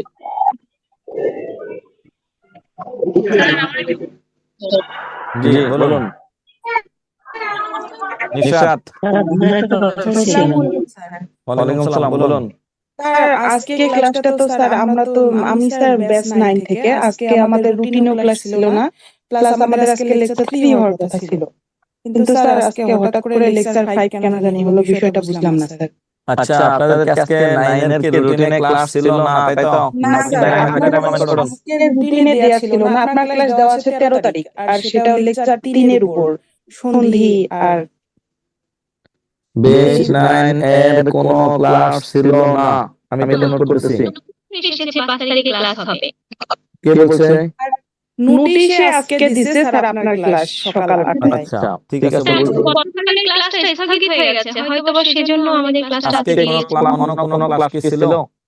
না স্যার আজকে কোনো ক্লাস নেই রুটিনে। 9 ব্যাচের আজকে রুটিনে বাস্তবে কোনো ক্লাস ছিল না, তাই তো? না স্যার। আচ্ছা, যদি সম্ভব হয় আমি এটা আপনাদের ব্যাচে আবার নিব, আর সম্ভব না হলে আগামী ক্লাসে এসে আপনারা বলবেন যে স্যার আমরা 9 ব্যাচ গত ক্লাসে মিস করে 2টা ক্লাস মিস করেছি। আগামী ক্লাস যথা ক্লাস হবে। 3 নাম্বার 4 নাম্বার হয়ে রুটিনে স্যার 13 তারিখে দেওয়া আছে, সেটা লেকচার 3 সন্ধি আর সমার্থক শব্দ স্যার। আচ্ছা ঠিক আছে, অবশ্যই ওইটাই হবে। আসসালামু আলাইকুম স্যার। ওয়ালাইকুম সালাম, স্যার আজকে যে আমরা লেকচার আমরা পাবো না স্যার? এইটা আপনাদের পাওয়ার সম্ভাবনা কম। স্যার এই স্যার আচ্ছা, এটা আপনি অফিসে কথা বলবেন এই বিষয়টা, আমি আপনাদের এই বিষয়টা বলবো না এরকম না হয়। জি স্যার, শুধুমাত্র আরেক ক্লাস না, ইংলিশ ক্লাসটা নিয়েও এরকম একটু প্রবলেম ফিল করতেছি। আজকে নোটিশ দিচ্ছে, রুটিন দিচ্ছে একরকম, নোটিশ দিচ্ছে আরেক রকম, ক্লাসের এইরকম হচ্ছে স্যার। না, এটা কাম্য না, এটা কোনো মতেই কাম্য হতে পারে না। আমি এটা জানাবো, আমি সব নোট করছি আপনাদের বিষয়টা। ওকে সৈকত। জি স্যার। স্যার ওই যে স্যার আমার সমস্যা হচ্ছে কি স্যার, আমার তো লাইব্রেরিয়ান কোর্স করা আছে, তো স্যার এখানে আমি বিদ্যাবাড়িতে লাইব্রেরিয়ান রিটার্নের ব্যাচ চালু ছিল না, তো বলছে যে যদি এখানকার যদি ক্যান্ডিডেট বেশি হয় তাহলে চালু করার কথা ছিল, তো এখন যে চালু হয়েছে কিনা জানি না স্যার লাইব্রেরিয়ানের।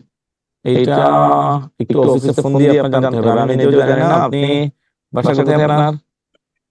রংপুরে স্যার, রংপুর পীরগঞ্জে। আপনি একটু দয়া করে আপনি এই সার্ভিসে ফোন দিবেন, রিটার্নের বেসটা কখন চালু হতে পারে বা রিসেন্ট চালু হবে কিনা।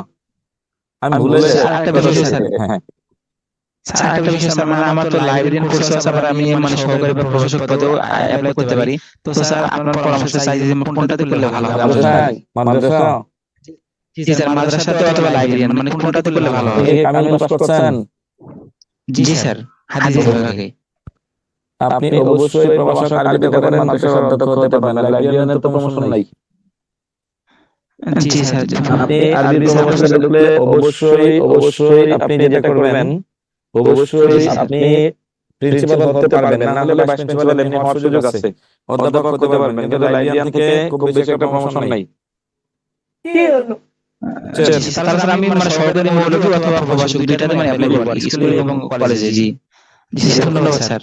ওকে, ঠিক আছে, যাদের আপনারা লিভ নিতে পারেন। ওয়ালাইকুম আসসালাম। স্যার ক্রিয়া থেকে একটা প্রবলেম ছিল, বলবো? জি বলুন। কোন বাক্যে অসমাপিকা ক্রিয়া ব্যবহৃত হয়েছে? অপশন ক, আমি ভাত খাচ্ছি, আমি ভাত খেয়ে স্কুলে যাব, আমি দুপুরে ভাত খাই। আমি ভাত খেয়ে স্কুলে যাব, বাদ দেন আমি ভাত খেয়ে, বাক্য কি শেষ হলো? স্যার হলো না, তাই না? মানে বুঝতে পারছিলাম, কিন্তু মানে এই খেয়ের জন্য কি না এটা একটু কনফিউজ আমি ছিল। আচ্ছা আমি আপনাদের জন্য খুবই আন্তরিক। এর আগে গেছে যেদিন একটা, হ্যাঁ স্যার আমি বেশি কথা বলবো না, আমি এখন লিভ নিব। স্যার হচ্ছে এটা ব্যাচ নাম্বার 9 এর তো কেউ উপস্থিত নাই মনে হয়। আছে অনেকেই, হ্যাঁ আছি তো, 9 এ তো আমরা। আছে অনেকেই আছে। প্রথমে আমি বেদরি করেছি। আচ্ছা আমি 9 এর সমস্যাটা আমি স্যার নোটিস তো পাইছি যে লেকচার শিট 3 আচ্ছা ঠিক আছে, আমি একটু সমাধান করে আমি আপনাদের এটা সমস্যাটা কি হয়েছে আমি নিজে এটা অলরেডি নোট করেছি, আমি এখনই কথা বলবো এর সাথে। আচ্ছা আচ্ছা ওকে ঠিক আছে তাহলে। আচ্ছা আমি আপনারা সবাই খালি পজিটিভ কমেন্ট করলে হবে না, দুইজন নেগেটিভ কমেন্ট করতে হবে। হ্যাঁ সবাই পজিটিভ কমেন্ট করলে তো বিপদ। আমি মনিরুজ্জামান বলছিলাম স্যার। হ্যাঁ বলুন। বলছি স্যার আমি তো ওই লেকচারটা কালেক্ট করি নাই আপনাদের এখান থেকে, আমি ওই ডাইজেস্ট ক্লাসটা ওই গাইডটা নিছি। এখন আমার লেকচার কালেক্ট করতে হবে। আমার মতে আপনার আর্থিক অবস্থা ভালো থাকলে অবশ্যই সিটি নেবেন অথবা পিডিএফ পড়েন। ডাইজেস্ট ক্লাস লাস্টে পরীক্ষার আগে রিভিশন দিবেন। আসসালামু আলাইকুম স্যার। ওয়ালাইকুম আসসালাম। জি স্যার আমি লেকচার শিটটা কি অন পেমেন্ট করতে, কিন্তু এখন তো আসে নাই। এটা সার্ভিসে কথা বলতে হবে, এটা আমি বলতে পারবো না। এই বিষয়ে আমার নলেজ জিরো। আচ্ছা স্যার। মনিরুজ্জামান সাব্বির। ওয়ালাইকুম আসসালাম। কি খবর, আপনি এতক্ষণ পরে থেকে বেরিয়েছেন? হ্যাঁ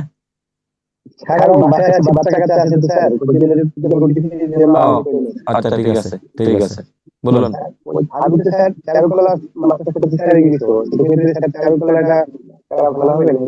অবশ্যই ইংলিশে ভালো হবে। ইংলিশে স্কুলে চারুকলা করেন না কলেজে ইংলিশ করেন?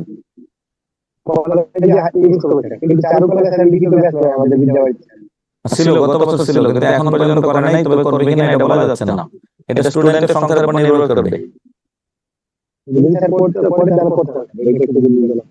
আচ্ছা ঠিক আছে। আচ্ছা যাদের আমার ক্লাস শেষ আপনারা লিভ নিতে পারেন, যাদের প্রয়োজন লিভ নিতে পারেন। আমি একজনের সাথে একটু কথা বলবো 2 মিনিট। স্যার আসসালামু আলাইকুম। ওয়ালাইকুম আসসালাম। নাম বলুন। স্যার আমার নাম সুমাইয়া। জি বলুন। স্যার এমনি আপনার সাথে ক্লাস করি, কোনো কথা হয় না আমার, সেভাবে আমি হ্যান্ডেলাইজ করি না, বাবু থাকে তো ওই কারণে। স্যার আমি একটু মানে হতে চাচ্ছিলাম যে মানে আমি ইকোনমিক্সে পড়াশোনা করছি, তা আমি কলেজের জন্য যদি রিটেনে কোচিং করি তাহলে এটাকে আমার স্কুলের কাজ করবে কিনা, মানে স্কুলের খুব বেশি একটা কাজ দিবে না, কারণ হচ্ছে আপনার স্কুলে 7টা নাকি 9টা সাবজেক্টে রিটেন দিতে হবে। সামাজিক বিজ্ঞান সব সাবজেক্ট পড়তে হবে স্কুলে। স্যার আমি ইকোনমিক্সে। হ্যাঁ স্কুলের নাম হচ্ছে আপনার সামাজিক বিজ্ঞান, সো এখানে আর ওটা সমান হবে না, দুই ধরনের প্রিপারেশন। আচ্ছা ওকে মিলি ইয়াসিন। স্যার এই যে স্যার হচ্ছে লিঙ্গের প্রকার যে আপনি সাধারণত শব্দ দুইবার আসলে স্যার এই শীটে যে লেকচার শীটে স্যার যে অনেকগুলো দেওয়া আছে, 15 থেকে 16টা দেওয়া আছে এখানে স্যার। সবগুলো পড়বেন। এটা হচ্ছে পরীক্ষায় আসার ধরনটা আমি বুঝিয়ে দিছি। আর লেকচার শিটে যা আছে কোন শব্দের কোনটা শ্রীবাচক কোনটা পূর্ববাচক এটা জানতে হবে আপনাকে। জি স্যার এটা স্যার। ওকে মিলি। আসসালামু আলাইকুম স্যার। ওয়ালাইকুম স্যার আসসালাম। আমার প্রশ্নটা থ্যাংক ইউ। হচ্ছে যে বিষয়ভিত্তিক ব্যাপারে, যে আমরা যে সাবজেক্টে যারা আছি তাদের যে সিট সংখ্যাটা, যেমন আমি হিসাব বিজ্ঞানের হিসাব বিজ্ঞানের তো সিট সংখ্যা সাধারণত স্যার খুবই কম থাকে। আমাদের সিট সংখ্যা যদি আপনার জানা থাকে তাহলে একটা ক্লাসের শেষের দিকে যদি জানাই দিতেন তাহলে ভালো হতো। আরেকটা হচ্ছে আমাদের রুটিনে যা থাকে আমরা নোটিশে তা পাই না, মানে নোটিশ দেখা যায় উল্টা পাল্টা হয়। এর আগেও একদিন ক্লাস হয়েছে এরকম, নোটিশের রুটিনে দেখা দেওয়া একরকম আর নোটিশে উল্লেখ করা আরেক রকম। কোন তারপরে ব্যাচ আপনি? 7 ক্লাস আর 9 ক্লাস মধ্যে বেশিরভাগ মিক্স হয়ে যাচ্ছে। কোন ক্লাস আপনি? কোন ব্যাচ? এর আগে রফিক স্যারের ম্যাথ ক্লাসের মধ্যে এরকম হয়েছিল। কোন ব্যাচ আপনি? ব্যাচ নাম্বার কত? আমার ব্যাচ নাম্বার 9, নবম ব্যাচ। ওকে, ঠিক আছে, আমি এটা একটু সমাধান করার চেষ্টা করব। আর স্যার আরেকটা হচ্ছে রেকর্ড ক্লাস, সেটা হচ্ছে স্যার যেমন আজকে সকাল 8টায় হলো ক্লাস, আমরা যেমন আমি রান্না করতে করতে ক্লাস দেখছি। হ্যাঁ, এমন দেখা যায় যে অনেক সময় ক্লাস করতে পারে না, রেকর্ড ক্লাসটা দিতে দেরি করে। আচ্ছা, রেকর্ডটা দ্রুত দেওয়ার জন্য আমি নোট করছি।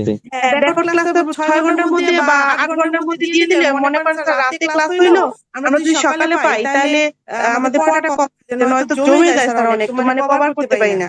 ওকে, ঠিক আছে, থ্যাংক ইউ। এটা আমি নোট করছি।